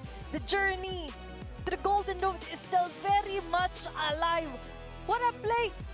Tao ka pa ba, Sanford? Grabe yun, no? Imaginein mo, 3 beses ginawa ni Sanji yung diversion ng mukaan sa loob ng base. Ayun pa! 3 times! How do you get... Paano ka nakakatakso? Parang 3 beses kang naging kriminal. Kulong ka na eh, sa bilibid. Lifetime na yan, pare. Kala ko bawal yung double jeopardy eh. Yung bawal back-to-back yung parehong krimen. Yun ulit yung krimen niya. 5 krimen na yun ni Sanji, pero hindi pa rin nakukulong yung Louie na yan. Tsaka, grabe yung pambabalasubas ni Ohe at JB. The new tandem in town. Alam mo, parang merong statement tong game na to eh. Ano Let yan? me remind you, Onic Indonesia and everyone else playing in M7. Oh, I love you. Louie. I love you. Ang daming I love you. Hindi binibigay ang Louie kay Sanji. At ito ang rason. Yes, sir. Ang dami ng biktima niyan. Ibaban. Huwag kang maging biktima. Iban o tanggalin. Nakawin mo, lahat, nakawin. iban mo. Huwag mo lang ipahawak. Kinuha mo yung para sa show. Open yung Louie. Hindi nyo man lang naisip tanggalin. I think they became too greedy to deny the far side in the show. Kasi again, looking back at the draft, kung babalik tayo ng onting oras, kung hindi kinuha ng Onic Indonesia yon, kukunin ulit ng Team Liquid yon. The Farsa plus the Yison Shin na nakahanda sana. And yun na yung plano right along. Then, nag-emerge na lang na, okay, they took the bait. Na kinuha nila yung hero natin, so we get the Louie instead. And mas mahirap pa yung kinaharap nila. Kasi kung Farsa lang yun, yes, nandun yung rotation, yung damage, pero hindi magagawa yung ganong mga klaseng diversion, yung ganong awareness sa mapa, yung ganong galaw sa mapa. Hindi magagawa yan kung hindi Louie ang hawak ni Sanji. Parang sa magkakapatid, pag may magandang bagay yung ate ko dati, sabi niya, ay mas maganda to, promise. Pero yung tinatago niya pala, yun yung mas best. Diba? Pero shoutout sa mga kapatid dyan na ganon. Ganon yung ginawa nila Sanji. Ginulangan sa draft pa lang, and I do agree with you na predicted na nila. Hindi na papahawak yung Cho and the Farsa. That was too deadly of a combo for game 1. But for game 2, may mas igagalit pa pala sila doon. And all throughout that round as well, Sanford with the lapu-lapu.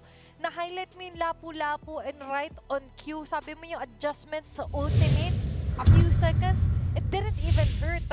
Our MVP for this round, Sanford with his lapu-lapu, a 6-1-3 onto this game 2 MVP. Walang iya din maglapo-lapo to eh.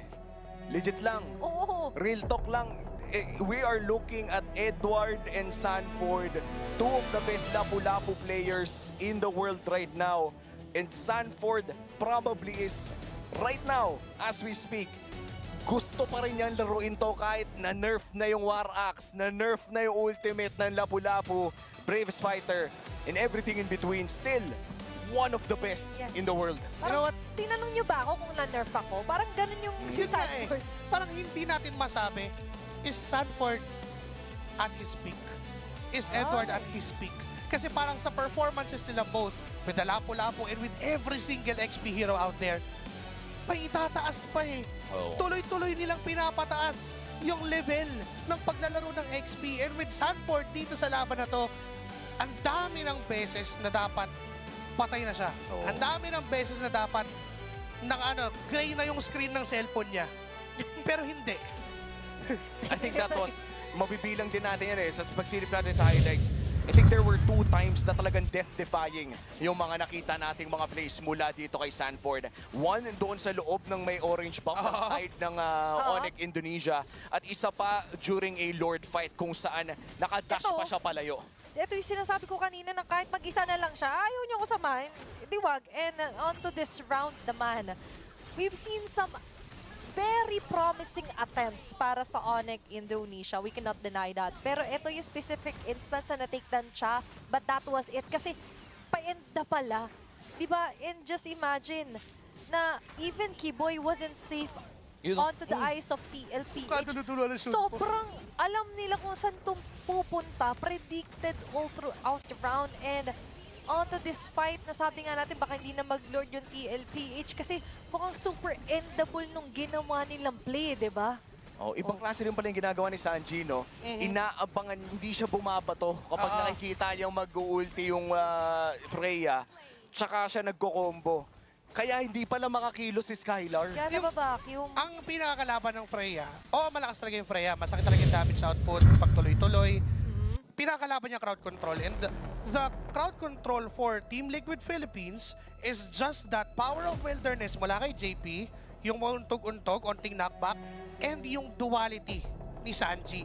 That's the only thing na kayang pumigil every single time na may Freya sa harap nila. And Sanji with the perfect timing, with a perfect combo. Kasi hindi naman basta-basta bato ng skill yun. Dapat magkaibang elemento eh. Ganun pala yun. Oo, dapat dark and light. Kung light yung bilog, dapat dark yung ibabato mo. Oo. And paulit-ulit ginagawa ni Sanji yun. Kasi it comes hand in hand eh, di ba? After the light, tsaka magda-dark, and dun iniipit ni Sanji. And you're right, yun yung mismong pipigil dito kay Freya ni Skylar, at yun pa yung laging hindi niya naiiwasan. Yun na lang yung parang watch out for nyo. Kasi si Sanford, kaya niya sabayan yan eh. Kaya niya head-to-head dito si Oheb. But that didn't happen at all kasi hindi niya pa head-to-head dahil may sumasalubong sa kanyang duality. Big part of that is our game MVP. Sanford was able to take at least 3 bodies kapag nag-bravest fighter siya. 3 yung bumibira sa labo-labo kapag umuulti siya. At dahil dyan, hindi kinakailangan ni Sanji magbato ng skills ng agad-agad. Pwede nilang hintayin yung Freya kasi imposibleng hindi lumapit yan eh. Kung hindi lalapit yung Freya, sinong babawas sa kanila? Actually, I can blame Skylar if lalapit at lalapit siya. I can blame Kyrie if gugustuhin niya kumarap as well. Kasi yun yung nature ng lineup ng Onic Indonesia. Even Lutfi, ang gusto nilang gawin, ialay yung buong katawan nila sa harap ng Team Liquid kasi kaya nilang mag-sustain at all. This is the Uranus we're talking about. This is Leomord that we're talking about. And even the Freya, gusto niyan katabi yung kalaban. Pero, but unfortunately, yan na tayo. may Sanji at may Sanford na nagsisilbing gate ng Team Liquid. Even before makalapit yung tatlo, nandun na siya sa harap ng gugulo. Masyadong body and time consuming yung ginawa ni Sanford doon. Tama kay he alone can stop 3 members at a time dito para sa Onic Indonesia. Ngayon, balikan naman natin. Ano ba yung prerequisite para mapagana tong kind of lineup for Onic ID? Una, makalapit yung Freya. Yes.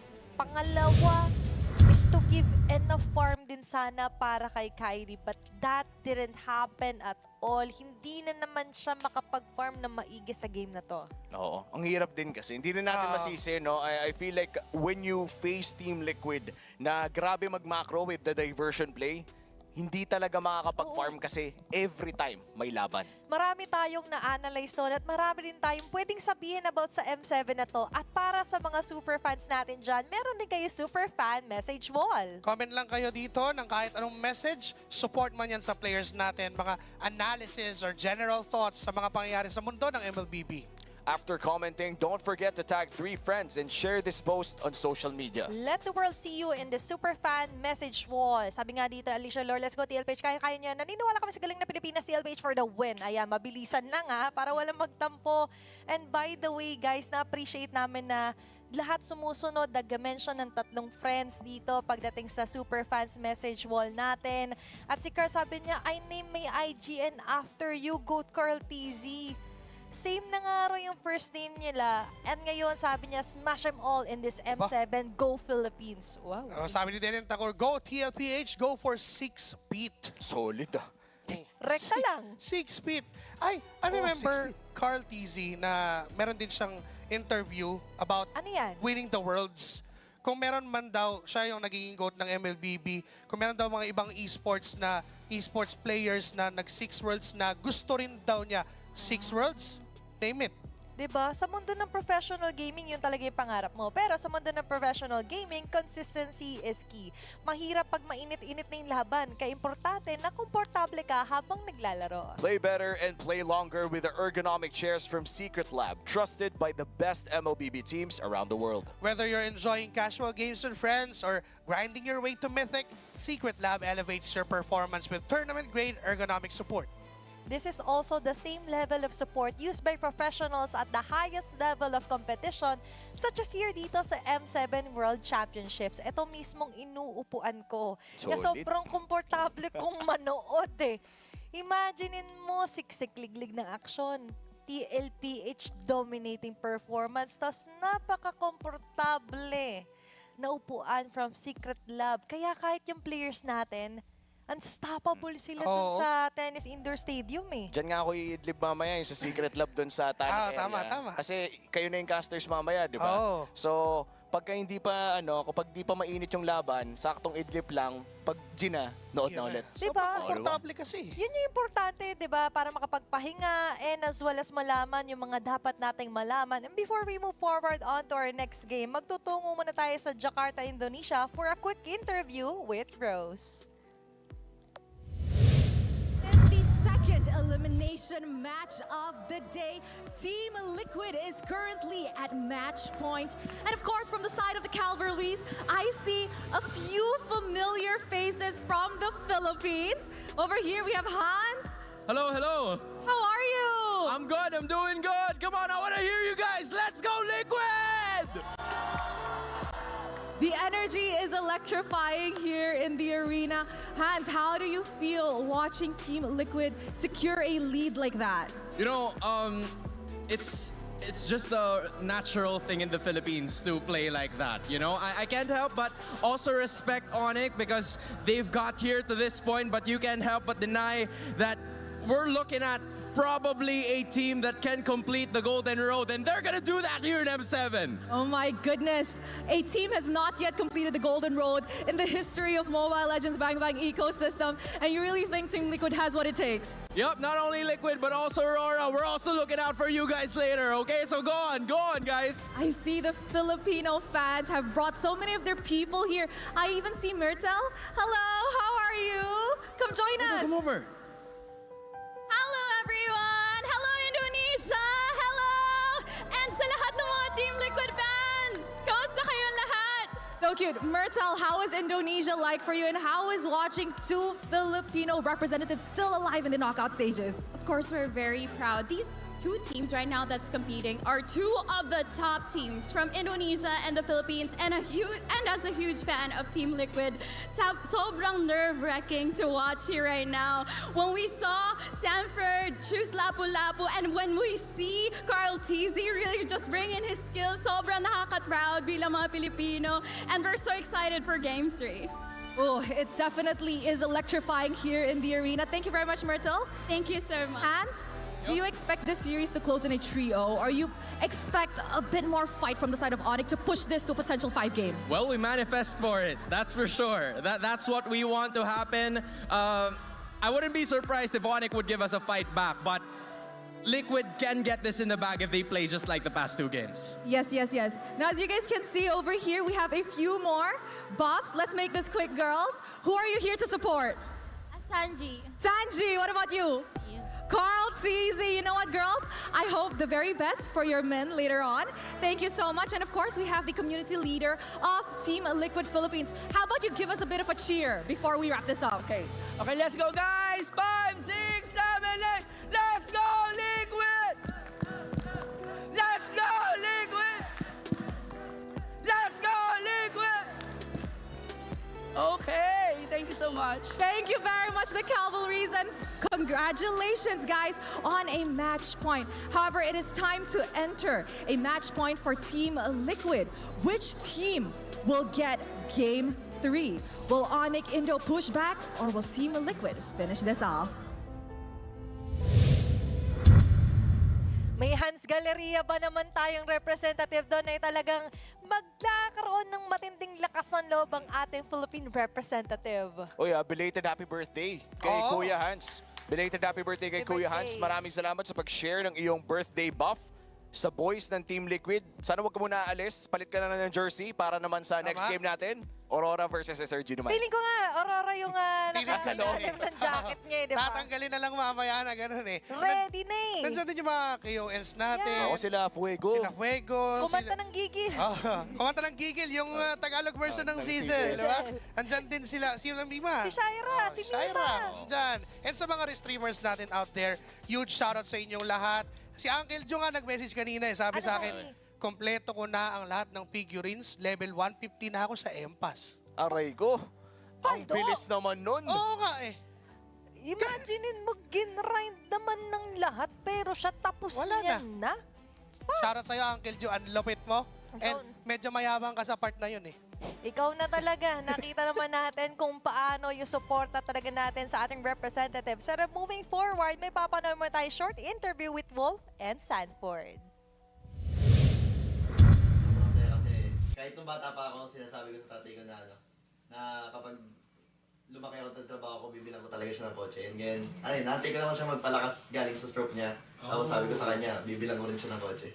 Parang ganun. Okay. Meron ka bang gustong sabihin kay M4 Sanford? Kung kunwari, kaharap mo siya ngayon. Same hotel, oh. Ngayon isasabihin mo sa kanya.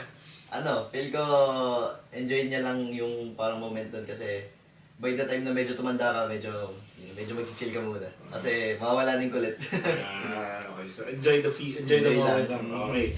Sobrang saya kasi.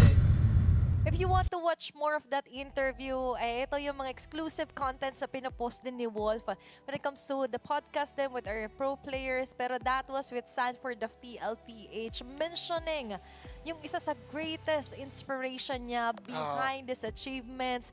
Yung papa niya, get well soon.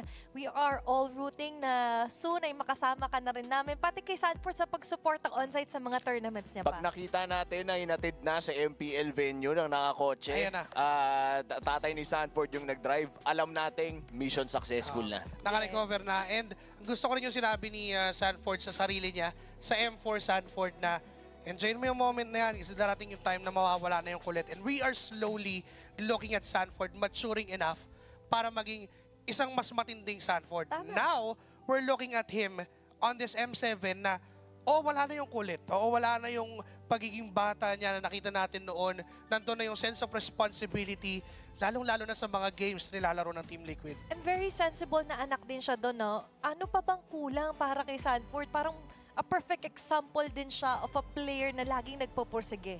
And kayo ba, naghahanap ba kayo ng game na hindi nyo dapat ma-miss? Check out Acecraft, an STG with roguelike skill trees, bullet hell action, and retro cartoon vibes. Classic feels, modern action. Jump into Acecraft now and start your aerial adventure.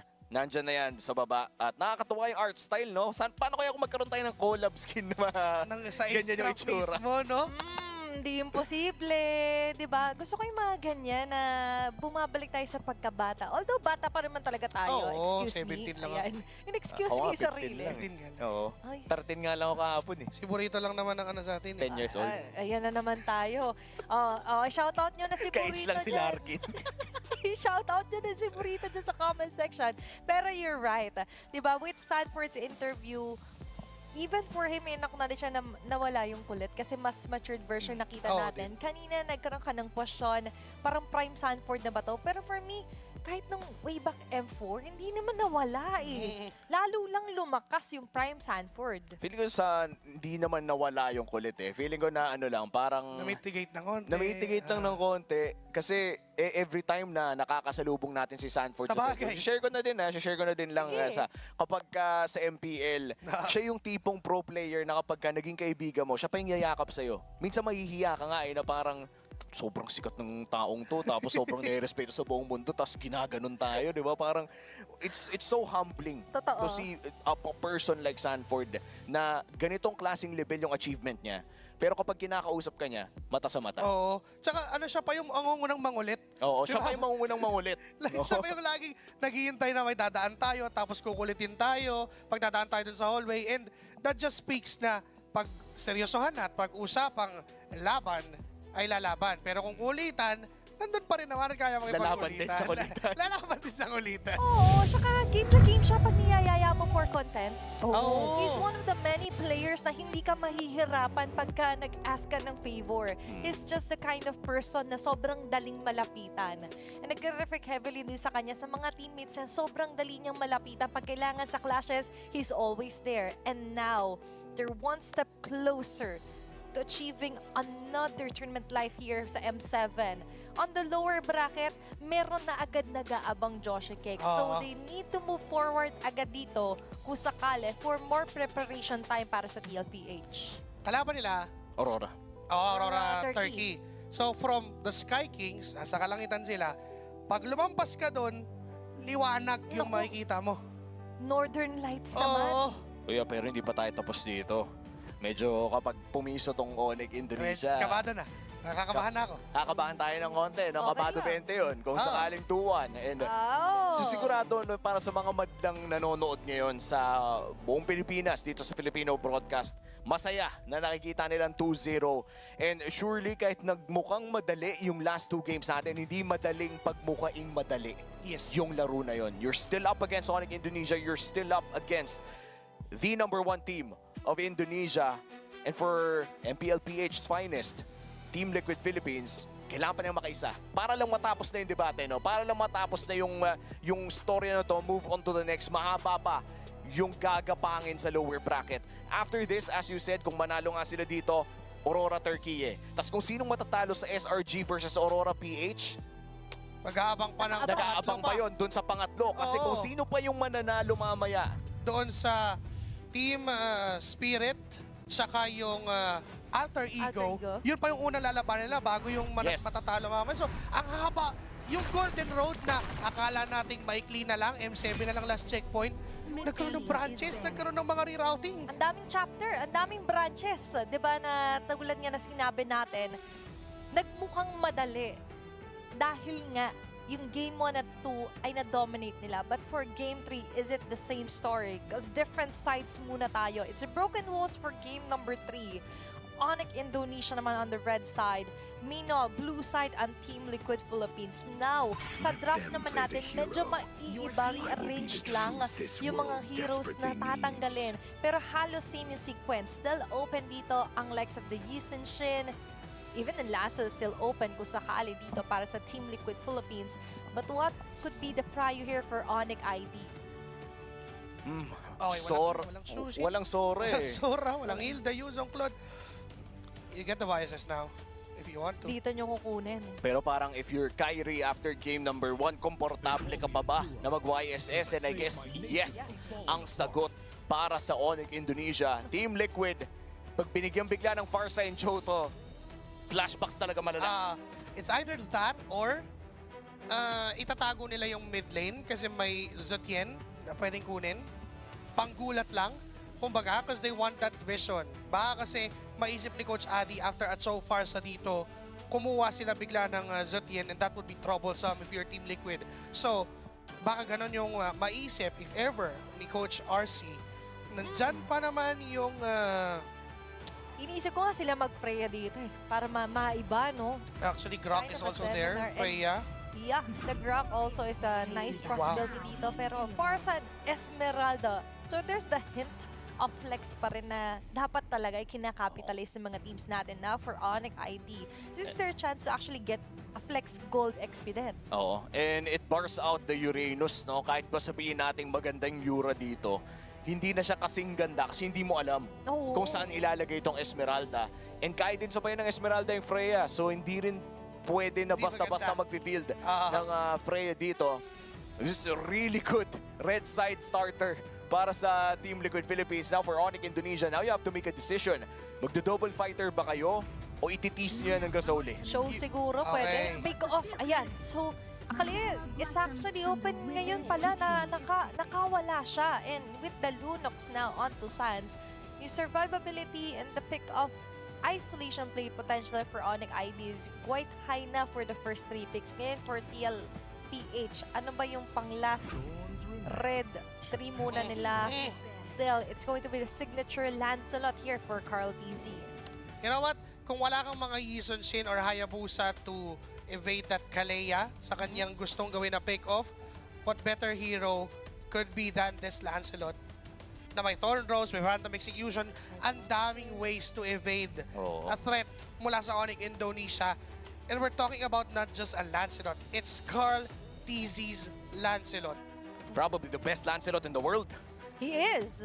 And proven throughout history ang mga nagawa ng Lancelot na to. Ang dami ng gintong naiuwi para sa Pilipinas.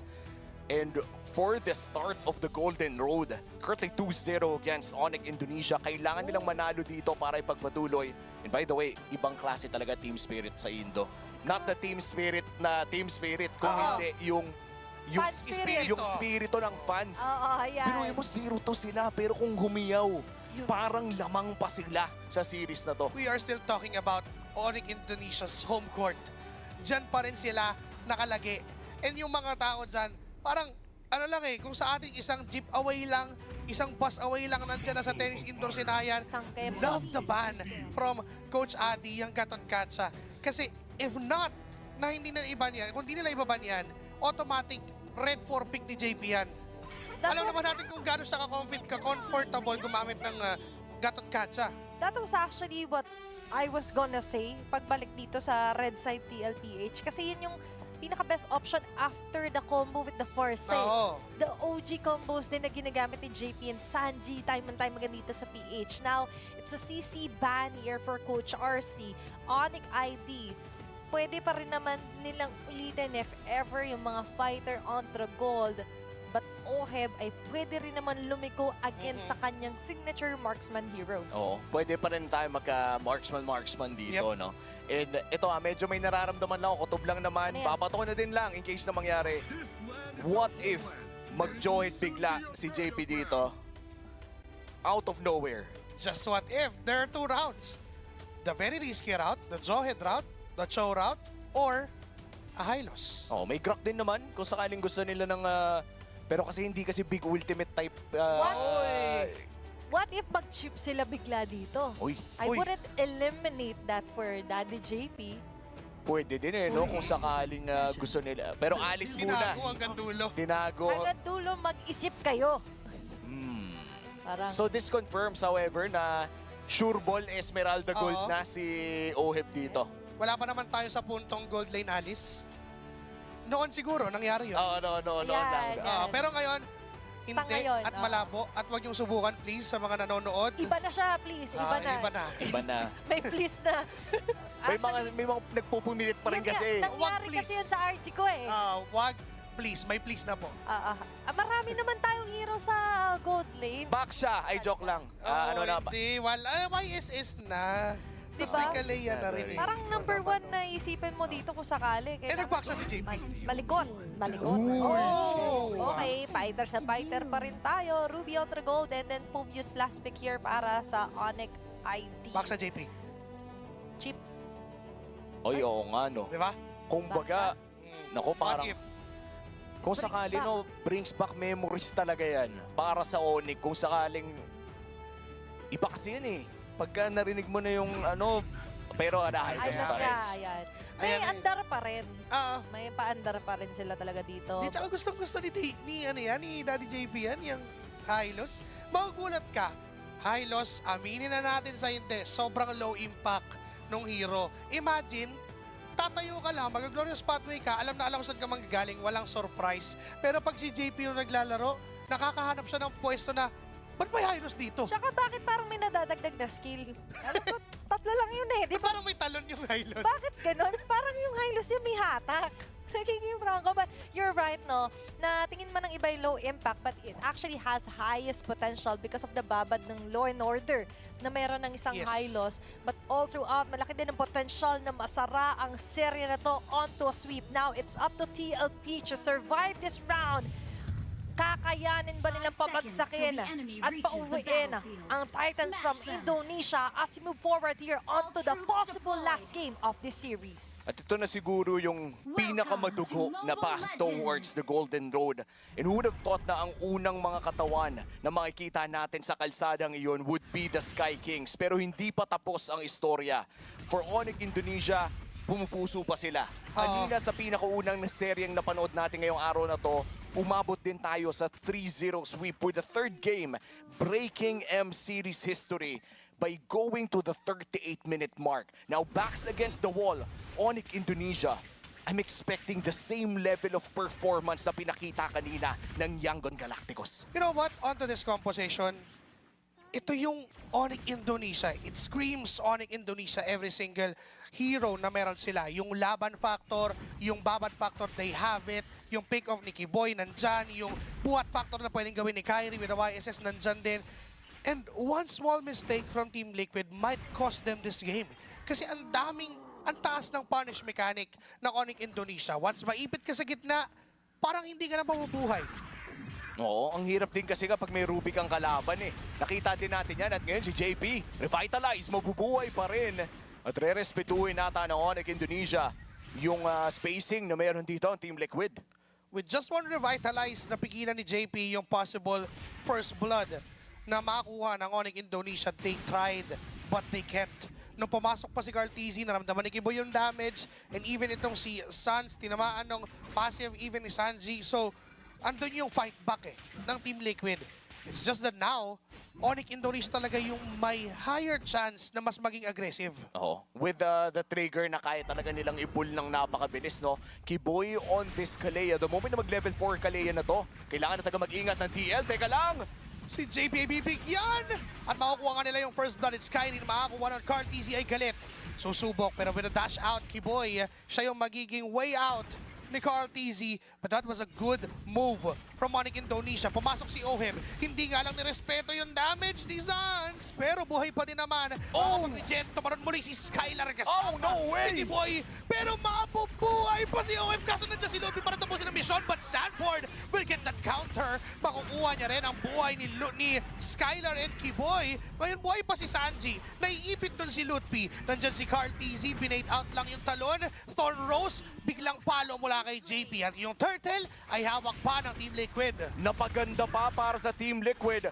Oheb surviving until the last second pero 50-50 retry. Kyrie versus Cartesi. Sino makakakuha? Nandiyan na yung Mountain Shocker. Turtle ay hawak ni Kyrie. Bubuhat pa si Kiboy and a double kill para sa Sky King. Sans will get this Danny JP at bigla na lang nakuha ng Onic ID ang kalamangan. At mukhang re-recta na rin sa orange buff ng Team Liquid ang Onic Indonesia. At ito na yung sinabi mo kanina, Joshi Cakes, na kaya nga talagang i-pull ng Onic Indonesia yung trigger ng napakaaga at may malaki pang ang tsansa na sila ang makalamang dito. And right now, they are ahead by almost 2,000 gold. Mapoprotektahan naman ng Team Liquid ang kanilang orange buff, pero signus na ito na kayang pumalag ng Onic Indonesia in this game number 3. Napakabilis ng engagements. Bigla-bigla pag may nahatak, pwede i-burst down. It's Danny JP falling down again to the hands of Onic Indonesia. Pinag-uusapan pa lang natin, binabanggit pa lang natin na mabilis nila kaya pumatay. And bago pa matapos yung buong sentence na yon, namatay na si JP. And this is a big challenge para sa side ng Team Liquid. Ngayon na lamang na yung Yi Sun-shin ni Kyrie, 3-0-2. Almost a perfect game so far. Isang kill lang yung hindi niya nahawakan. Medyo mahihirapan silang hulihin to. Ito yung Kyrie na nagtimpi nung game 1. Oo, inipon lahat ng galit, lahat ng powers, lahat ng gustong ibigay ay ngayon ibinibigay na against Team Liquid. And let's talk about Skylar din, na for the past 2 games, di natin nakita masyado yung value ng mga heroes na gamit niya, pero ngayon kitang-kita na sinusubukan si Oheb. Dumating nga lang si Carlito, nandiyan na rin si JP at si Sanji. Napigilan nila yung possible engagement at nakatakas din sila doon sa possible counter. Ang kunat ni Oheb hindi ko in-expect na kaya niyan tangkihin yung buong Chaos Darkening ni Lunox. Mamaya nung makikita natin yung item check, 10 seconds bago lumabas ang pangalawang pagong ng larong ito. Lamang pa rin ang Onic Indonesia. In fact, di na tayo magtataka kung susubukin nilang mag-hero habang nagta-turtle dito dahil kaya nilang gawin yon against Team Liquid. And for TL, feeling ko kailangan talaga nilang maging nasa reactive. Yung ulti ni Sanford yung kailangan nating titigan dito. And even JP, kailangan perfectly timed yung kanyang glorious pathway. Kung pang-engage ba? And now, yata ang sagot. Pang-engage talaga. Ngayon, kaso nga lang pinapursa sila. Pero sabi ni Sanford, nandyan yung Thorn of Fluids para pigilan ng mga members ng Onic Indonesia with Cartesi getting the turtle done from Team Liquid. At diretso ngayon si Lutpi doon sa likod. Mag-aabol ang Onic Indonesia. Sanji is gonna go down. At makukuha nila yung tatlong buhay ng Team Liquid. Ang kapalit, turtle lang. Wow, lamang ang Onic Indonesia sa laban na yon at mukhang irerekta pa nila para sa mid lane turret. Pero nariyan naman si Cartesi para promotekta. And parang kakaiba yung ginawa ni Carl doon Kinuha niya yung aggro ng Lunox para magkaroon ng turret aggro si Sans. Para mapigilan na hindi ka yung makakapag-push dito kasi masasaktan ka rin sa turret damage. And Sanford, nahihirapan din siya kahit paanong mag-soak up ng damage kasi again, we're talking about Onic Indonesia na kayang bigyan kahit sino. This is a Lunox we're talking about with Zans. 206 KDA, hindi pa siya mahawakan and the damage is there. Oo, mukhang naghahanap pa nga ng away dito ang Onic Indonesia against Carl TZ. Pero hindi papatulan ni Carl. It's still a 3,000 gold lead for Onic Indonesia, and looking at the items, kaya naman pala makunat kahit papano dito si Oheb ay papunta na rin siya sa kanyang Oracle. Nandun na yung defense against that. Lunox tatalon! Nabigla-bigla na lang. Kaya pala may Glorious Palmy na nilatag doon si JP. Pero order of builds lang mula kay Sans para makatakas doon sa sitwasyon. And this time, tablado muna ulit yung galaw sa mapa. Pero ang lamang ay hawak ng Onic Indonesia. Hindi na masyadong gumagalaw, no? Onic Indonesia pa rin talaga ang may hawak ng kalamangan na ito. Gusto nilang lumaban, sadyang lumalaban din lang kasi yung Team Liquid na wala sa timing nila. Kaya nagkakaroon ng parang quits na lang. Kumbaga, nagsasakitan sila pero wala rin naman nagkakatuluyan. 15 seconds bago lumabas yung pinakauling pagong ng larong ito. At pwedeng pumunta ang Team Liquid at lumaban.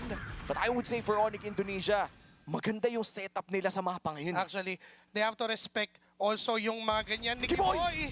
Kukuha ng isa, susubok pa pero di siya makakuha ng engagement na gusto niya. Napipigilan pa unti-unti ng Team Liquid. 5 laban sa 4. Nandiyan na rin naman si Kyrie. Napalating na ng Glorious Pathway. Talo na ng mga members ng Team Liquid. Carl!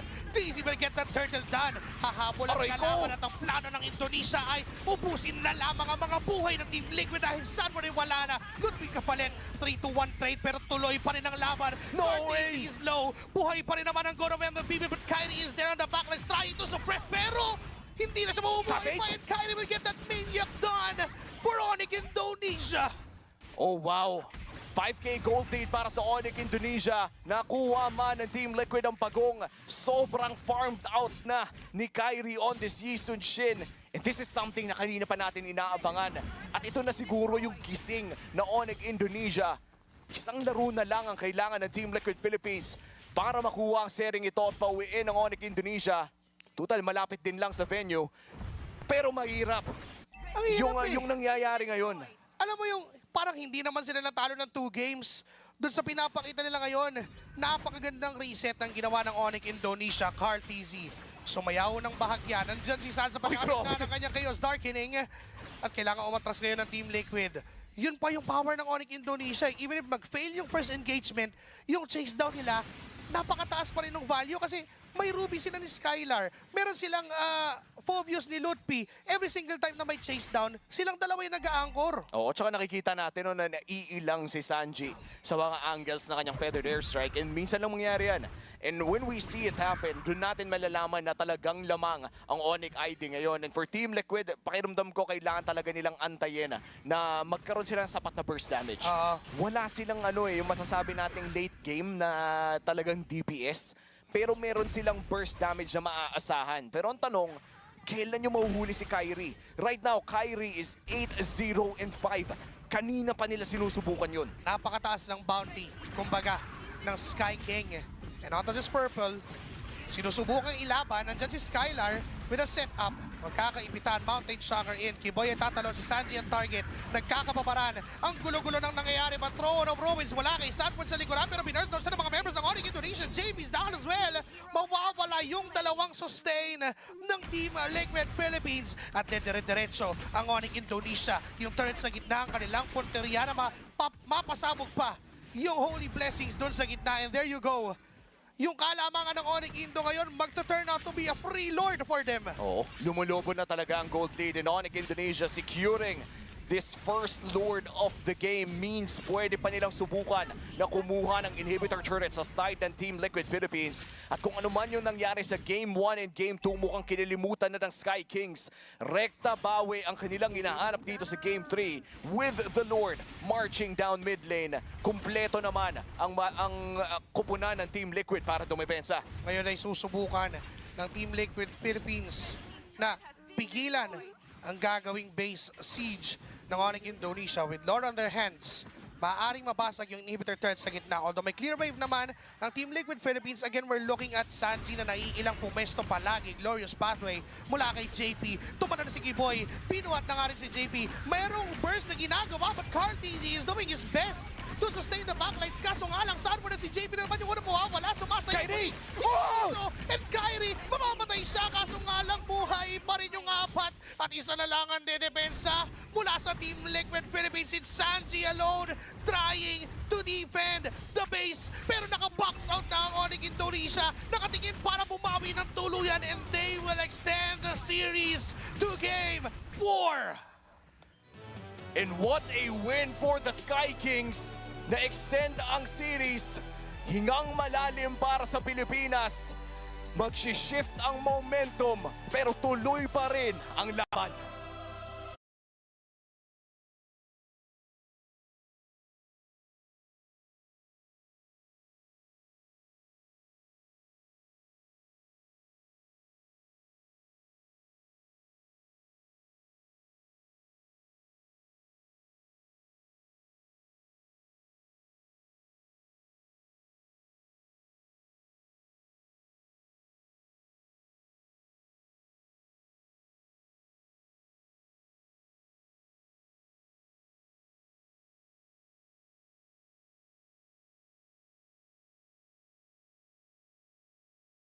Shift ang momentum pero tuloy pa rin ang laban. That is a way. Laro yung Onic ay talagang pinaghirapan ng Team Liquid Philippines na ganun yung maging itsura.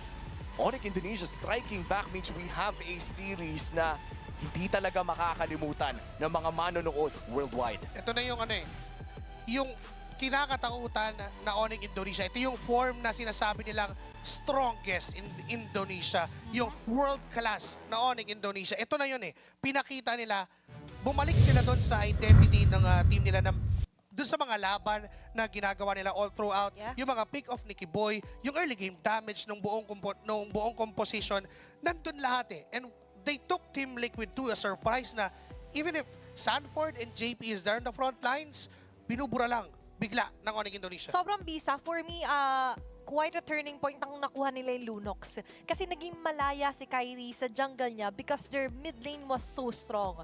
Dahil yung Lunox ay untouchable, there wasn't any from the side of Team Liquid na tutunaw magka-catch dun sa Lunox. Not unless itapon, ilagay ni Sanford yung sarili niya on the line. Even Ohe. But a Lunox is some of the natural counter talaga when it comes to sabihin natin sustainable heroes kasi sobrang piercing nung Chaos Assault niya sa umpisa pa lamang. Tsaka parang masaya yung mga Lunox kapag double fighter, no? Kasi bukod sa mayroon kang light para iligtas yung sarili mo, you also have the Chaos Darkening na ipe-pair up mo to supports like Kalea or maybe even the Cho, kung makita natin. Pero regardless, nandun yung logic kung saan yung Lunox ay kayang maging taga-tunaw sa isang double fighter or against a fighter composition. Pero ito talaga yung mga tumutunaw din earlier. Now, back to our comparison sa Kyrie and Carl TZ, the KK rivalry. For this round, of course, nakita naman natin, it's a different kind of Kyrie talaga na nagising. That's a 3-0 win-lose when it comes to the Yisen Shin pag siya'y may gamit. Ngayon, medyo mababahira ng 3-1. Ang Yisen Shin sa kamay naman ni Carl TZ. Pero 3-1 na rin nata to si Kyrie after yung game niya kanina, yung game 1. So this is most likely perhaps stats from yesterday. So ngayon, nabayiran na rin yan and I'm pretty sure doon sa sobrang pangit na KDA na nangyari sa kanya ng game 1, na lamang na si Carl TZ sa stats na yan. Hindi naman sa pinaglalaban ko at bias ako, So overall real lang talaga. Kung kahapon yung usapan, lamang si Kyrie. Pero after that game 1, I'm pretty sure na bumaba yung stats sa Yisen Shin. And we're comparing two players na pwede na sabihin they have the mechanics, they have the macro. Pero kasi doon na pumapasok yung yung pwedeng switch ni Carl TZ na maging role player siya. Kasi we've seen a lot of eras of MLBB with Carl TZ anchoring those eras. Nandun na yung time na pwede niyang sabihin, okay, sige, kung kailangan ko mag-Fredrin, mag-Fredrin ako. Diba? May Akay-ira nga. May Akay, lumabot pa sa puntong yung pangalan ni Carl ay Carl Gabriel Fredrin ni Momoseno. Dinagdagan yung middle name. Shoutout nga pala kay Mami Karina kasi nakikita naman natin very supportive mom to sobra. kay Gabriel na pumusay na, pero talaga support na untouchable. It stands with his Lunox play a 5-0-14. Lunox play for game number 3, extending the series onto game number 4. Tulad nga na sinabi natin, for me, siya talaga yung pinaka-key player above everyone else. Kasi hindi nga nag-crumble yung jungle nila, hindi na-compromise. So, Kyrie wasn't really forced na umikot agad sa mid or sa gold dahil he alone can stand alone sa mid lane. Ganda rin talaga nung naging draft progression and even the draft itself, the whole draft itself of Coach Addy with this game number 3, putting 3 fighters in front of a Lunox and a YSS. Sobrang guarded. Even though na we can say this Lunox is an independent mage, an independent hero at all dahil sa order of brilliance na kaya niyang gamitin just to move out, just to escape doon sa mga possible gangs ng Team Liquid. Ano pa kung hindi niya kailangan gamitin yun at all? Diba? Ano ba yung nandun na lang siya, bumababad, dumadamage, tuloy-tuloy yung damage output. That's what we saw during this game number 3 na kung saan sobrang laya ni Sans na gawin yung trabaho niya na maging main damage dealer at bigyan na lang ng spasyo si Kyrie na sige, pumasok ako kailan mo gusto. Kasi kaya ko naman yung damage during the mid-game eh. And yun yung best part, no? If you have a Lunox sa team mo, bukod sa mga napakabilis na objectives na hindi na tayo nakakita ng gano'n, na ginamit yung Chaos Darkening para kumuha ng objectives, nakita natin kung gaano ka-integral yung pag-delay ni Sans sa mga laban with, of course, yung light and yung pag-burst niya ng mga tanks. Kasi nabibigyan ng enough time sila Kyrie na mag-late entry, tapos yung Ruby, tagahabol na lang eh. Tama, and yun nga yung literally na inihain na sa'yo ng tropa mo. Sans sabi niya, sige, iaambag ko kung magkano pang kulang. Siya na yung pumupunan doon sa pinaka-needed. And of course, that's enable Kyrie onto that almost savage play. The Maniac play was quite a head turner here para sa TLPH. And we cannot deny, sabi nga natin, hindi makalapit. Lumalapit pa lang actually si Sanford, pero hindi na siya makatagal dahil nga sobrang piercing nung meron na kits dito sila Sans. Salong-salo niya lahat ng damage output eh. And also we have to mention Kiboy onto this game. Kahit pa sabihin natin hindi na umabot sa puntong he has to choose a target dahil sa sobrang farmed up ni Kyrie and even farmed up ni Sans, wala nang, ang better choice na for Kiboy is anyone from Team Liquid. Kahit pa sinong maabutan, sinong matalunan, yun na yun eh. And we have to comment also Lutpi on this game na yung chemistry niya with Skylar na maging chase down anchors for Onic Indonesia, walang pahinga yung Team Liquid. Even if makakuha pa nila yung objective, even if makakuha man sila ng pick-off, yung habol, yung counter-engagement, abot na abot ng dalawa eh. Ganda, di ba? Actually, ilang beses yung tatlo yung nahuli ng Dark Wave niya. Yes. All he had to do was wait. Hindi nga siya literally yung Infernal Pursuit habol. Di ba? He was just waiting. And all throughout, ang TLPH actually yung waiting na magkaroon ng window na tumagal lang ng mas lagpas man lang ng 5 seconds dito sila Sanford and even Daddy JP, but that didn't happen at all. That was a very fast game. 11-minute game time yung game number 3 natin. Yun din yung mahirap na when you have somewhat passive heroes sa side ng Team Liquid Philippines on to the hands of Sanford and JP.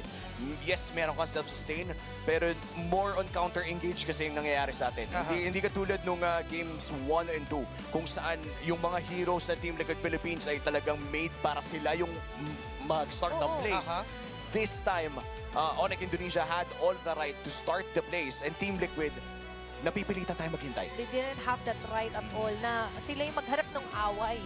Diba? Tsaka nasanay tayo nakakita nung game 1 and 2, tulad nga ng sabi ni Omi, we remain to aggravate lagi yung Onic Indonesia. But then again, onto this game, pinatahimik ng Onic Indonesia ang buong Team Liquid to a point that they forced to let Team Liquid play on a different tempo than what they did during game 1 and game 2. So, there could be draft adjustments entering game 4. Pero pinakamahalaga dito is that for Team Liquid, again, isang game na lang naman. Isang game pa rin ang kailangan. Worrisome lang na slowly nagsishift yung momentum for Onic Indonesia, but we're talking about Philippine champions. Nakita naman natin na baka pwede maka-apekto Pero time and time again, napapatunayan nila, mas lalo lang sila nagagalit pag nagkakaroon ng talo.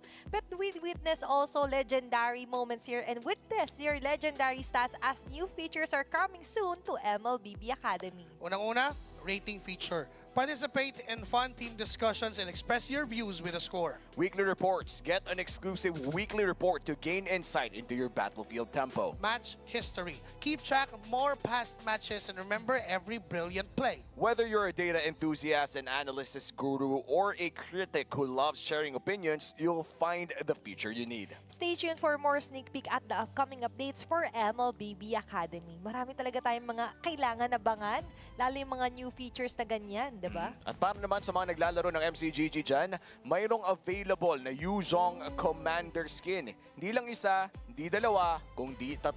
Wala ngayon hanggang February 8, 2026. If you can get to level 45 on the Go 1 Pass, you can unlock for free the Yuzong Emerald Dragon. Purchase the Go 1 Pass to instantly unlock the Go 1 skin of Commander Yuzong Dragon's Shade. And you can reach level 75 to unlock ang Prime Skin Yuzong Cosmic Dragon. Support history with the MCGG Go 1 Pass Yuzong skins. Nakakatuwa na hindi lang M7 Pass. May Go 1 Pass din na pwedeng i-avail para sa mga MCGG enthusiasts natin out there. Tsaka magkakaroon na tayo ng first MCGG World Champion. O meron na ba? Dyan, Wala diba? pa. Kasabay. Sa Carnival. 25. Oo. Sa M7 Diba? Carnival. Sana sa atin, malakas naman yung representative Malakas natin. yung Malakas yung representative natin. Malakas. Pag tumobol trouble tayo, yung champion M7, tas ay nako. Paano ba yan? Nako! Eto talaga, nakaw ang ating community shoutout. Ayon kay Randall Martinez, QF3PT, nakakakaba. Grabe! Sabi niya. Oo, may 4 na exclamation point yan eh. I like the emotions, 10 points ka doon. Salamat. I agree. Tama yun. Ang nakakatuwa yung mga fans natin dito, no? Yung mga nakasubaybay sa game. Kasi I feel like when you watch esports, masaya yung pakiramdam na nararamdaman mo yung mga ganito eh. Kasi ang ano lang eh, parang parte ka ng storya. Oo! Di ba? Diba? Kahit tayo, naiiyak tayo, nalulungkot tayo for them. Kaya nga, nanggigigil din yung mga fans pag may mga kaganapan. Diba? We got some emotions doon, lalo sa highlights when Onic Indonesia actually won. Nakita natin, buo pa rin yung suporta. Bukod sa syempre, nandun sila sa home court nila. They are the host country. But also, yung dedication na pumunta mismo sa arena, sa tennis indoor stadium, para maglaan ng oras mapanood sila. Sobrang laking bagay na nun, especially for the teams. Oo, tsaka parang kapag natatalo ka kasi against a team na may ganong klaseng level ng suporta, yung ingay minsan kasi kapag hindi praktisado yung player, nababother sila eh. But looking at Team Liquid, I mean, they're world champions. Pakiramdam ko naman, sanay na sila sa Indonesia. O eto, sanay na rin magkomento. Another community shoutout dito, Joshi Kicks. Sabi ni Ponyboy CRTS, lower bracket TLPH is terrifying. Watch them crawl back to the top. You know? Parang nanonood din tayo ng thriller. Horror. Iba-iba tayong emosyon na kasi talaga yung nararamdaman natin ngayon.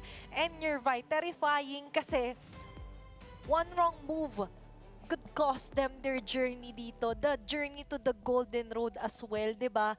Na nasa lower bracket ka, there's no more second chances. Kaya marami talaga kinakabahan para sa TLPH. Oo. Pagka Team Liquid fan ka watching this lower bracket match, parang regardless kung anumang plano mo on this random Thursday evening, ay para bang ilulusot-lusot mo minsan yung cellphone mo para sumilip. Mapatrabaho man yan, mapaklase. Talagang titingin ka. Shoutout nga pala sa mga nasa trabaho ngayon, mga nasa shift pa rin na nanonood ngayon sa Filipino broadcast. Saludo sa inyo. And grabe no, yung suporta ng mga Pilipino, kumakayod sila habang kumakayod din yung mga Philippine representatives natin na kumuha ng ginto para sa bansa. The dedication, lalo yung mga pauwi sa biyahe ngayon. Oo. Di ba yung mga nasa gym, Ingat nasa bus. Mga nakatayo sa bus na nanonood ng MLBB. Ganyan no, yung postura, ganito. Kunwari, cellphone to. Sige, paano? Nakatutal, ano pa naman yun? Nakagano, nakahawak sa train. As a commuter ha, alam na alam. Diba? Di ba relate? Actually, lalo nung Green Sundays natin, minsan may mga first batch na casters kasi. Kami pag pauwi na, nanonood pa rin kami. Nakaganyan ako talaga sa phone ko. Diba? Yung postura. Meron pa yung mga nakasakay sa mga UB. Paano yung postura ng UB? Yung bag mo nasa harap mo. Kasi baka manakawa Siyempre, baka manakawa ka. Ganun yung cellphone. Hey! Tapos, may ano pa, may papaabot pa ng bayad. Bayad po. Tapos meron pa yan. Ano ba? Wala kang dalang earphone. Ginagano mo pa ng konti yung Para speaker. marinig. Ay, oo. Diba? Meron pa, nanonood. Ano daw sabi? Sabi. Ganun po. Diba? Yan yung mga moments that we do love dahil you love watching the game. You love supporting your team. Kaya gumagawa talaga ng paraan yung mga kababayan natin para mapanood pa rin sila online. Tsaka yung mga nag-gym, meron din. Talaga? Sample. Kunwari yung machine, yung treadmill. Lalagay ko yung cellphone ko. Lakad. Kahit naka-incline, pare, sumasabay yung cellphone. Diba? Hindi lang sila yung nag-workout. Diba? Oo, tama. Hindi lang sila, pati yung cellphone nila na naka-angulo talaga. Tapos syempre, nandito pa rin yung mga taong bahay na nag-e-enjoy, may pagkain sa harapan nila. Well, tayo, Red Bull ang meron sa atin. Tama. Tapos na nanonood, nagre-relax kasama ang pamilya. Tama. Kasi at the end of the day, sobrang integrated na ng MLBB sa bawat pamilyang Pilipino na minsan family bonding na ito. Alam yan ng lahat ng mga kapitbahay ko pag sinabi mong ML, kilala nila tong TL, kilala nila Onic, nagugulat ako. Alam mo yun, nung mga panahon na nanonood ako nung M2, nakadapa pa ako sa kama habang pinapanood mag-champion si Cartesi. Ngayon, iba na kasi yung tagpo. May mga bahay na nasa isang malaking TV na 64-inch TV, flat screen, nanonood buong pamilya. Wow, sarap! Akala ko, iba na ngayon kasi hindi ka makadapa dito. Wala ka sa kama. Sa bagay, medyo. Tama ka din. Pero according nga pala dito kay JP, nung siya'y tinanong on the shifting meta at kung ano yung kanyang mga motivations, ito ang kanyang sinabi. Siguro kailangan na namin maglabas ng bago kasi yung ibang teams parang mas prepared sila. Planado talaga yung mga ginagawa nila sa amin kaya kailangan namin mag-adjust ng mabilis. At ito naman ang kanyang motivation. Sabi niya, gusto ko talaga mag-champion kasi ngayon, ako naman yung nasa main. Mas masarap kung ako yung magcha-champion ngayong M7 bilang main player. Stating na nasa starting 5. Main 5 na mismo naglalaro. Kasi for last M4, diba, tama. He was the 6th man and there was also Yawi playing for the Rome back then. And I think for JP, isa rin yan sa mga pinakamalaking chip sa shoulder niya na parte siya sa M-Series winning roster na yon pero hindi siya yung mismong nasa main roster. So right now, with the chance to secure an M-Series towards that golden road, siya ang nasa main roster. Wala siyang kapalitan ngayon sa lahat ng mga upcoming laro nila all throughout. And sigurado na walang kwentong magbabago kapag natapos nila itong gininto ang kalsada na ito. Kumbaga, he wants to really earn it. For me, hindi ko tinatanggal sa kanya na achievement niya pa rin yun. Pero for nililista ko nga yung M4 tuwing nakikita ko si JP. Pero may mga fans kasi na nagsasabi na tsaka hindi yung dapat. player mismo, gusto kasi nila yung feel na sila yung kinabahan sa stage, sila yung dumanas ng lahat ng hardships or sabihin natin good chips man yan. And actually, hindi yun biro for someone like matagal na sa MLBB. Si JP, since M1, nandyan na yan, since matagal na season ng MPL, for someone na tumanda na sa MLBB. Fun fact, di ba sabi nga ni Mami Chon na interview, muntik na dapat season 1, di lang nakauwi agad si JP noon. Season 1 ng MPL.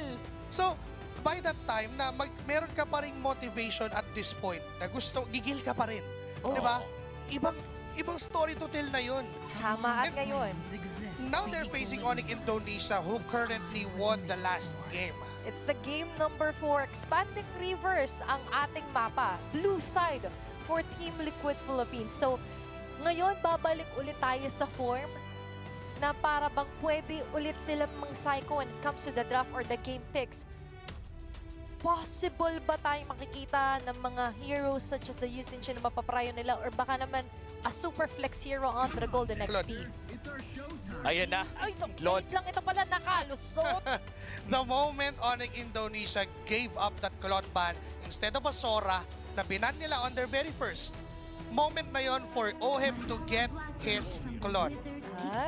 Tapos sabay lunok. Luye, Yabusa, please! The Kyrie Yusin. You're Or maybe right. a Lancelot and a Luye. Pero parang gusto ko yung Hayabusa dito. Actually, pwede rin. Dalawa silang ipapadala, pre! Ito na. Kung kanina walang makaabot, walang makalikot. Okay. Bago tayo nagsimula, ang tawag natin dito ay galit na Team Liquid version because they lost against Aurora. Ito ang mas galit na Team Liquid version dahil they lost. Look at that! Mr. Carl Gabriel Fredrin Nepomuceno. gold medalist, MSC champion, MPL champion at iba pa. Ilista mo na, nagbabalik ang Fredrin. And this time, hindi nila kinuha yung Luwuyi. They went in for the far side instead. At ngayon, yung sagot ng Onic ID is going to be the grok here para kay Kiboy. Can I just say, sobrang tapang mo, Carlito. May Lunox kang kalaban at mag-Fredrin ka. And wala pang hero si JP, makakakita ba tayo ng Matilda? Oo nga. Kasi yung Fredrin tapos yung Matilda combo nila ni Daddy JP way back. Sinabi nyo to, umpisa pa lang na different eras na laging present si Carl. Pinakita ni Carl lahat ng era, no? Dito, binalikan niya eh. May flashback tayo nakita in real time. Pero a nice ban here on the lapong for Onic ID. Acknowledge natin yan. Yeah, Uranus is a way to go also kung sakaling you want to limit heroes na kayang bumabad.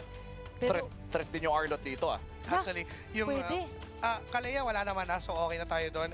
Yung Fredrin Arlot combo might be an option too. So, Coach Adi, pick your poison. Are you gonna give the Uranus? Willing ka ba? Are you gonna give the Arlot? Because either way, kaya gamitin ni Sanford. There is also this glue na pwede niyang gamitin. There's only one remaining spot here para kay Coach Adi. And it's going to be the Hilda ban dahil nga sabi natin, malaking factor din yung ginawa ng Game 1, yung hambalo si JP, yung hindi niya pinalaro nga at all yung Yusenshin dito ni Kyrie, and they wouldn't want a repeat of that if you're Onic ID. Ngayon for TLPH, it's the Freya ban here laban kay Skylar. Naamoy ko na yung Matilda. Naamoy ko na. Natatanaw mo na rin. Natatanaw ko na. Binan kasi yung Hilda eh. So, maghihiganti yung kapatid niya. No. The sisters. And if ever Matilda yung kukunin nila, no, nakakadagdag pa rin yung sa Arlot. Apart from adding stun via the Circling Eagle, nabibigyan din ng tulong na makaalis yung Arlot in sticky situations. In which case, magiging ganun talaga yung sitwasyon ni Sanford if ever. Pero hindi rin malayo na sila naman yung mag-Phoveus. Depende na rin kung ilalabas ito, kung may ilalabas yung Onic na isa pang dash hero. Or even the Esmeralda is still open dito kung sakali. And right on you, sabi mo kasi yung isang sister, nalimutan mo yung Esmeralda. Tatlo nga pala. Oh, yung Tatlo nga pala sila. Triplets kasi triplets pala sila, kulang, mali. At ito yung kino-consider ko kanina while waiting kasi nga parang you would want sobrang on the mobility din dito kung sakaling ikaw nga ang side ng Onic idea na way to go is the Esmeralda. Ngayon for TLPH, we're still missing the piece for JP and as well as Sanford. Options? Actually, pwede pa rin talaga yun. So, pwede pa rin yung high loss. Ang dami pwede for JP. Parang Arlot talaga yung nakikita kong maganda eh. Arlot or Glue? So, Glue, Arlot, Cho. Sabay nag-Chohead, no? Joke lang, kanina ko pa sinasabi yun eh. Pwede pa rin tayo doon sa Matilda part, sige. Kung sakali. Pero yung gatot-gacha nga pala. Wow! Wow! And Terisla. This crucial matchup, dito pala natin makikita mag-Terisla. Si Sanford. Are they forcing this Esmeralda back at the gold lane? Kasi yung matchup ng Terisla at ng Esmeralda XP lane, walang mangyayari doon at all. Hindi talaga magkakaroon ng exciting part pa. May inis lang tayong panoorin yun kasi walang mamamatay doon kung walang external force na mangyayari. Magkakalapagan na ng penalty zone, falling star moon, and sa ngayon kung sakali magandang answer din for me yung penalty zone dito kung sakali lumapit yung Lunox, mas mayroon silang galaw na playback dito sa Onic ID. But now, a hero on the mid. Gold lane, Lunox. Tama, mid lane nandun Louie, tapos gold lane nga yung Lunox. Interesting choice for Onic Indonesia. Ang greedy nga lang. Yeah, and the way I see it is parang they're attempting to do two things at a time. Patapain yung gold and then try and control the tempo. Sobrang ang taas ng conflict of interest if you're Onic Indonesia, just to be honest. Kasi you have to scale up the Lunox, you have to scale up Kyrie, you have to be wary kung si Sansby makakapag-perform na maayos because of the diving capabilities of Team Liquid. Remember, this is still a Fredrin and a Terisla, so might as well kung marami silang kailangan gawin, they have to do it seamlessly perfect if you're Onic. So many things to consider if you're Onic ID. Mino for TLPH still one step away from securing the next spot dito sa lower bracket. Will that happen? Sabay-sabay natin malalaman as we move forward dito sa game number 4 ng ating match number 2, Onic ID and TLPH. Dito natin malalaman no, kung pupunta ba tayo sa full game series na marami ding naghihiling. And for Lutpi, playing this Esmeralda, malayo na ulit tayo makakita ng isang marksman versus fighter sa araw na ito. For the last few series, halos puro fighter ang ating mapapanood. Pero sa ngayon ay makakita na naman tayo ng isang marksman. This time around, sa kamay ni Oheb ang ating makikita. And hindi pala si Esme nasa gold, Lunox nga pala to. Tapos, well, nakaredy doon si Sanji, JB though. Bumaba ang kanyang buhay, down to 5%. So, napagamit na ng Revitalized Good Pokes coming in from Keyboy and Sons. Pero wala nga doon si Sanji dahil maaga siya na sumubok dumalaw doon sa top. Oh no! Naipit. Flickering out. Yes, buhay si Sanji. Kamunti ka na. Napakagandang wall mula dito kay Keyboy. And dito natin makikita na mukhang kontrolado nga ata ng Onic Indonesia yung early basing. Yan talaga yung kalamangan ng isang Grok kapag early wave. Yun naman talaga yung maximum value ng Grok, not just that, yung innate sustain din. And yung CC immunity nandun din sa kanya. So, ang laki ng harass factor ng Onic Indonesia against Team Liquid Philippines. And that is the first step on scaling this Louis, Lunox, and Yisun Shin na hawak nila. Kailangan ng espasyo and Keyboy is that one player na kaya magbigay nun. At medyo mainit na nga rin no, yung Yisun Shin dito ni Kyrie. From last game na nakita nating halos perpekto ang naging laro niya, nabawi yung Game 1 performance. This time around, mukhang tuloy-tuloy ang pag-arangkada para sa Onic Indonesia pero si Carl Tizzy ang unang hahawak sa pagong na ito. Magsisimula, JP Pinaton. Revitalize ay gagamitin dahil hinaharapan niyang damage output ng Onic Indonesia. Minabad rin ni Carl Tizzy yung turtle. Nandiyan na rin si Sanford. At mukhang i-give up ng Onic Indonesia yung objective. Oh, interesting ha. Hindi talaga pinalaghan ng Onic Indonesia. Binigay lamang ng libre pero medyo nasaktan si Sanford sa paghahabol ni Lutpi doon. Wala na ang Order of Brilliance. Nagamit na. There goes a better airstrike once more from Sanji pero not enough yung damage para patay si Skylar. JP may ipit sa pader. Taunting out. At walang mangyayari for both of these teams. Wala pa rin no? Wala pa rin first blood within the first 3 minutes. Malayo sa mga nakita natin kanina na usually sa first turtle ay talagang nagkakabigayan na. And for Onic Indonesia right now, still holding a very small gold lead. Mukhang pinipilit na nga nila na makapasok sa loob ng jungle ng Team Liquid Philippines. Kyrie on this Yisun Shin. Di pa natin nakikita yung payoff nung game number 3. Nakita natin by level 4. Naghahanap na agad sila ng laban. Ngayon ay parang napipigilan sila because they know taas din ang punish ng Team Liquid. Hindi ka rin gagalaw kapag may ipit ka sa harap ng Gatot Kacha at ng isang Fred rin. So might as well respect that. And Onic Indonesia is trying to take this as low as possible because they want to scale up Skylar. They want to scale up Kyrie, even Sans. Nakakalamang na nga si Skylar sa lane niya doon sa gold lane. Isang siege minion na yung nawala kay Oheb. Nakita natin sa camera. At kinakailangan mag-BMI ni Oheb para makalapit sa loob ng sariling wave na fini-freeze doon ng Onic Indonesia. Pero hindi naman ganun kalaki ang kalamangan ng side ng Onic Indonesia against Team Liquid. And of course, alam natin, Claude, late game talaga yan. That explains kung bakit din ganun yung alalay ni Sanji at ni JP. At from time to time, dinadalawan at iniikutan nila because they know that this Lunox can solo kill that Claude. Magkamali lang ng timing ng BMI. Pero for this turtle again, maaga yung posisyon pero it looks like Carl Tizzy is trying to get Skylar. At this moment, nagawa ng magandang timing but then again gives up that possession for this turtle. Oh, and looking at the turtle, hahawakan na nga ito ng Team Liquid pero nandiyan pa rin si Lutpi para magbigay ng informasyon. Di na ata magko-contest pa si Sanford ang gusto nila. Flickering out, makakatakas, mapapadaran, hindi ipapursue ng Onic Indonesia. Libreng turtle muli para sa kamay ng Team Liquid. Oo, tsaka wala pa tayong nakikitang quick diversion play mula sa Onic Indonesia. pakiramdam ko nagiging mas defensive ang mga usage ng side ng Onic Indonesia. Hindi sila nagmamadali katulad ng pinakita ng Team Liquid ng game number 2. Parang nagiging for counter engagements, for utility, yung ginagawang diversion. Kasi every time nasasama si Skylar, binabalik lang niya pabalik doon sa lane. Ganun lang yung ginagawa ni San sa kanyang diversion. So nakukulangan tayo ng onting angas factor. Nandiyan yung duality. Nandito yung setup na gustong gawin. Si JP napapop na revitalize sa AOG out. Buhay pa rin. And there is still no first bloods in this game. Grabe. Napaka-tight nung laro na to. Parang ang pakiramdam ko talaga Joshi, parang kung sino yung unang ma-first blood, sino yung unang matalo sa team fight, wala na. Oh, yun na yan Biglang magsa-snowball. Magsa-snowball na, hindi, mahirap ng labanan. And that's why both teams are just trying their best na wala masyadong mag-suffer in terms of casualty.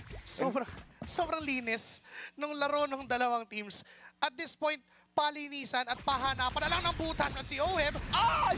Ang mababurst down bigla-bigla ng Onic Indonesia. Ganun pala kasakit yung damage. Kiboy is there para lang pigilan si JP na umandar. Pero there goes that first blood. 5 minutes in sa laban. Men, kalahati pa yung buhay niya doon. Di natin nakita ang HP bar. Nawala. Nawala lang ng parang bula si Oheb. And now Onic Indonesia, nakuha na nila ang first blood. At ang masama pa niyan ay talagang sa gold laner pa nila na-achieve yun. Sa upcoming Turtle, dahil nga may kalamangan sila ay pwedeng pumalag agad. Last 2 turtles ay napunta sa kamay ni Carl Fredrin Nepomuceno ang dalawang objectives na yon.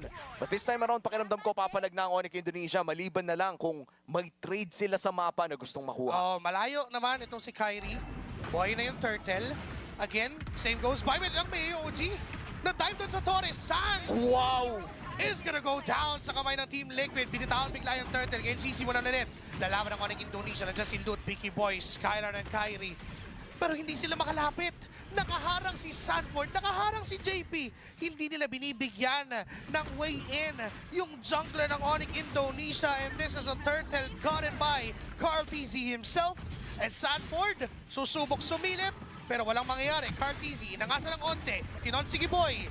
Pero tutuloy ba ang laban? Binibitin lang ng onte. Tinutuloy-tuloy pa rin. Ang Princess Rat. Enough ba yung laso?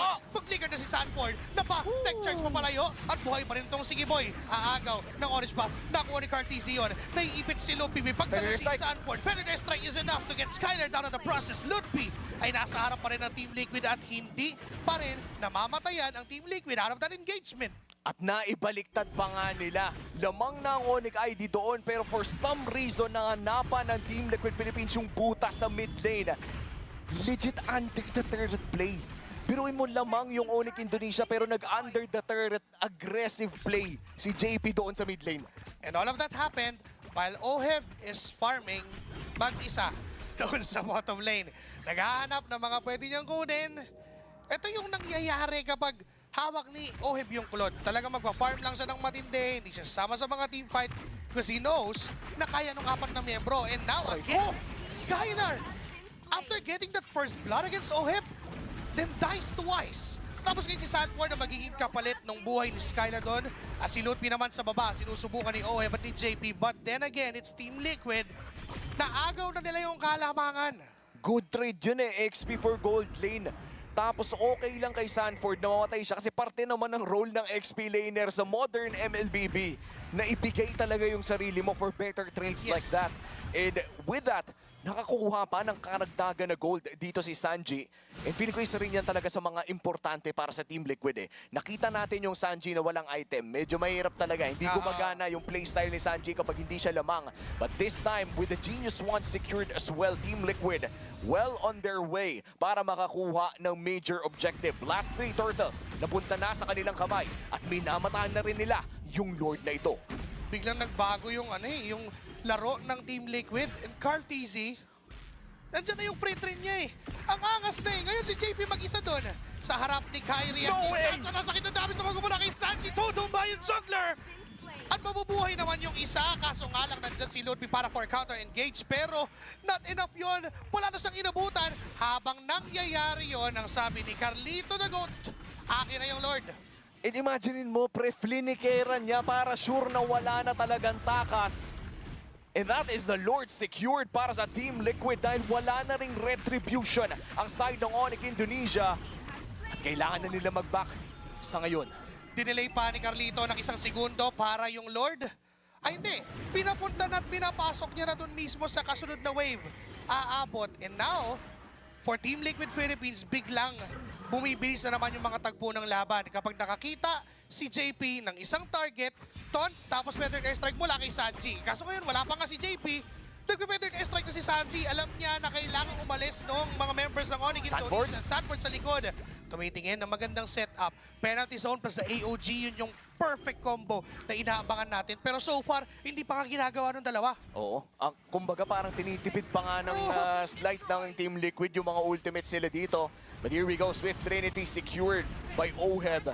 10 minutes in, kailangan na mag-ingat ng side. Oh! Tumalon na yung dalawang gusto nating patalonin na huli. Yung dalawa pero makaka-atras din. Sanford is no 1 HP. May ipit ng pader pero si Carlito ay nandyan para bigyan pa rin ang mga members ng Onic Indonesia. Nandyan yung dumanin mula kay Sans. Pero wala pa rin mamamatay for Team Liquid.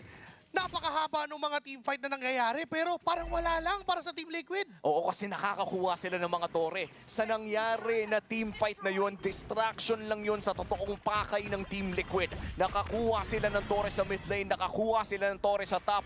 Kung akala mo ang palabas ay yung penalty zone na tumama, hindi. Ang palabas ay yung dalawang tore na nakuha ng Team Liquid Philippines. At parang ganun din lang, pagpikit mo at pagmulat ng iyong mga mata, 4,000 na ang lamang ng Team Liquid. Kung ikaw ay maghahaponan pa lang, naghain ka lang ng plato at naglagay ng kutsara at tinidor. Pagbalik mo, 4K na yung lamang. Ganun na yung nangyari. Tapos makikita mo ulit si JP, sinusubsob na naman yung mukha niya sa members ng Onic Indonesia. Sinamaan pa ni Sanford. Si Curtisi nasa likod lang. At pag may nakitang setup ay pwede namang bigyan AOG penalty zone. Tapos may feathered airstrike pa. Lootby ang mawawala sa Onic Indonesia. Oh! Sa habol, tech charge ginawa ni Kiboy. May damage ba? Pero nasaan? Medyo na late lang ng punta kayong double kill na para kay Owe. Ba't mabubuhay pa siya doon? May diversion play na papunta. Pero si Kyrie kumuha ng trade doon sa top lane. Makakabasag ng dalawa. Pero Team Liquid will still have this lead. And hindi lang yun, kontrolado pa rin nila yung mapa. At sinimulan na nga ni Kyrie yung pangarap doon sa may bandang itaas na mag-push na lang muna. Kumuha ng lane na makokontrol nila pero delikado si Sanji dito. Nice push check mula kay Sans. 25 seconds bago lumabas ang pangalawang Lord na ito. At lamang na nga ang Team Liquid. Panoorin muna natin yung nangyari kaninang team fight hatid ng ating instant replay from Gcash. Makita natin na ito yung distraction play ata. Ay hindi, ito yung talagang pinangpanalo lang nila ng team fight. Sobrang all out. Ganda sana nung setup ni Kiboy, kaso nga lang na-late pa ng uwi si Sans doon. If that connected as perfect sa timing na meron sila, teka lang, pero strike ay nagamit na. Kyrie ay naipit pa, penalty zone sa dalawa. Kaso nga lang lawon, HP na si Kyrie. Hindi siya makatakas spot, si JP pa makakakuha ng kill. Buhay pa rin si Sanford. Hahabol pa rin ang Team Liquid. Blazing Duet na napigil lang gamit yung Mighty Swing. Pero umaatras pa rin ang buong Onic Indonesia. It's still Team Liquid trying to eye on this Lord. At doon na nga sila papunta. Malinis na magiging Lord take na to. Another crucial pick off on Kyrie right before the Lord starts. Pangalawang beses na yan, Joshi. Unang beses na napatay si Kyrie sa larong ito ay bago din magsimula ang Lord. And now on the second Lord of the game, napitas muli si Kyrie. At itutuloy pa nila dito sa baba. Mahuhuli nila yung Grok. And that's Kiboy going down. Tuloy-tuloy lang pagkatapos ng Lord, hanap ng gulo na ipanalo ng Team Liquid yung dalawang tagpo. Ngayon ilang segundo, Benjinko para kay Kiboy na mabuhay. Makakadepensa naman siya sa Lord na paparating. Pero for Onic Indonesia, they have to commit every single resource na meron sila. Sabay-sabay yung mga minion waves at ngayon ngang wala pang Lord, sumusugod na ang Team Liquid. Kailangan mag-ingat ng Onic Indonesia sa mga plays na pwedeng beto ng Team Liquid. Nahanap na nila si Lootby. Nice taunt mula kay Carl Tizzy. Poke kay Oheb. But here we go. The Lord push into the mid lane. The Golden Road is right in front of Team Liquid at mahaba pa ang kalsada na to. Sinong mauuna sa mga setup? Sinong unang papasok? Sinong unang mag-engage? Kasi ngayon, nagkakaroon pa lamang ng pagtansya. Pero airstrike ay ginamit na yung poke. Nandiyan may textures pa palayo. Wala nang pang setup ang Onic Indonesia. Ngayon may AOG doon pero nakapag-trace this out si Kyrie. Aatras muli ang Team Liquid. Tapos na sila sa misyon. Didisiplina muna ulit ang Pinas. Kalma muna para sa Team Liquid. Malinis na ang diskarte. Late game na yung Claude. Masaya ang buhay. Kailangan na lang manatiling buhay ang mga marksman at mga carry ng side ng Team Liquid Philippines para makuha ang larong ito at pati na rin ang serye. Meanwhile for Onic Indonesia, miracle set na lang ang inaabangan nila mula kay Kiboy. I don't think Kyrie has the space to farm anymore. Oo, well, 3 pa lang yung item niya compared to a Carl TZ buffed up with 4 defense items and an immortality present. Hindi naka-cooldown. So kung angasan lang doon sa mga kaya nilang gawin, teka lang, si Kyrie napapatakbo na, mountain shock na gamit dito pa, may taunt mula kay JP. Nandyan pa si Sanford for a possible setup. Pero babagalan Skylar! Po. Si Skylar ay napagamit na ng kanyang Order of Brilliance ka, muntikang mamatay sa kamay ni Sanji. Kakalma muli ang tagpo for Team Liquid. Napaka-importante ng susunod na Lord na to. This might just be the Lord that either gives Onic ID the chance na mabuhay dito sa game number 4 or give Team Liquid all the firepower that they need para tapusin ang larong ito. Pinag-usapan na natin kanina, Joshi, na ang Golden Road na to ang pinakamadugo out of all Golden Road attempts na nakita natin. Imagine starting your Golden Road with a loss in the lower bracket against the MPL Indonesian champions. At itutuloy-tuloy mo yan, may potential pang makalaban ang Alter Ego, ang Aurora Turkey at iba pa, pero mukhang si Lutpi ang sisimulan nila. Papasok si Carl with a taunt, nandyan din si Sanford. Minamaya't maya lang, 10 seconds before this Lord. Umaambang Team Liquid na tila gagawa ng play, pero umaamba na rin ang pumosisyon para dun sa Lord. Nakahanda si Sanford dun sa opposite lane.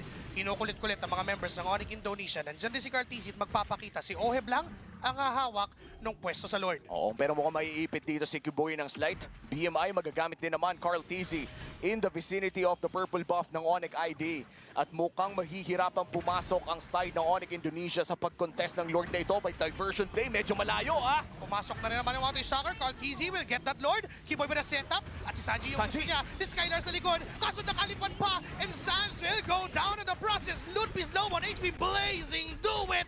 Mula sa Filipino sniper. Down goes Lutpi. Si Skylar ay wala na magagawa kundi damhin lahat ng sakit at dalawang miyembro na lang ng Onic Indonesia. Nakatingin para dumipensa. Make it just one alone. It's Kyrie alone sa tapatan ng dalawang kampiyon. Ang nakaharang ang Onic Indonesia sa Golden Road ng Team Liquid Philippines. Pero sila ang magiging unang alay. Magpapatuloy ang Golden Road ng Team Liquid Philippines. At sa pinakamadugong Golden Road, ang mga unang alay sa daanang ito, ang kampyon ng MPL Indonesia, Onic ID, falls down to Team Liquid. The dream is still alive as Team Liquid Philippines secures the match on the 3-1 score laban sa Onic Indonesia. Ramdam natin yung kilig, yung saya, and as well as yung mga I love you kanina ng mga players natin, and we love to see na oo, it's time for celebration dahil they will still stay sa M7. Meanwhile, another heartbreaking moment dahil with that saya, may kapalit ng kalungkutan as Onic Indonesia will officially bow out sa kanilang M7 journey sa Jakarta, Indonesia. Full respect para dito sa Onic Indonesia. Pinakita nila na kaya nilang pumalag against Team Liquid Philippines. But after that loss against Alter Ego and another loss against Team Liquid Philippines, matatapos na ang journey ng Onic Indonesia, Indonesia's strongest. Wala na sa M7 after that fight. Nasa Alter Ego na ang bola para sa Indonesia. There's still a representative remaining from the region, pero balikan natin kung ano nga bang mga nangyari inside the game onto this game highlights. Na buong akala ko, umabot tayo ng 4 minutes, walang first blood, and then suddenly, for Team Liquid Philippines, it's the Stampede all in again para dito sa kanilang laban sa Onic ID. Para lang tayo nag-imagine ng isang isang travel mula sa Team Liquid na nung una, ang bilis. Laging naka-gas pedal ng Team Liquid. Then on to this game number 4, biglang kumalma yung pagdadrive. Biglang dumaan sa sistema. Bumalik yung friend ni Carl TZ. And there you go. First checkpoint done. Diba, that's going to be another I love you here para kay Oheb. Pero officially, on to our winner's interview, puno-puno tayo sa Jakarta, Indonesia, kasama ang ating mga hosts. With pride, they represented the host country as champions. But unfortunately now, they have to bow out of the competition. Terima kasih, Onic Indonesia, for that valiant effort. Yes, guys, and now on the brighter note, the winner of our second elimination match of the day, Dennis Indor Sanayan. Give it up for Team Liquid! Boys, and a match, but to Carl TZ, many people thought that this matchup between you and Kyrie, as well as Onic, would be in the grand finals, and unfortunately, it just had to be in the lower bracket. How did you feel when you learned about this matchup actually? Nung una po, nagulat din po ako kasi talagang expected kami talaga sa finals, pero ganun talaga, dami talaga nangyari iba sa stage na talaga. And masaya lang ako nanalo kami. He said at first he was also shocked because he did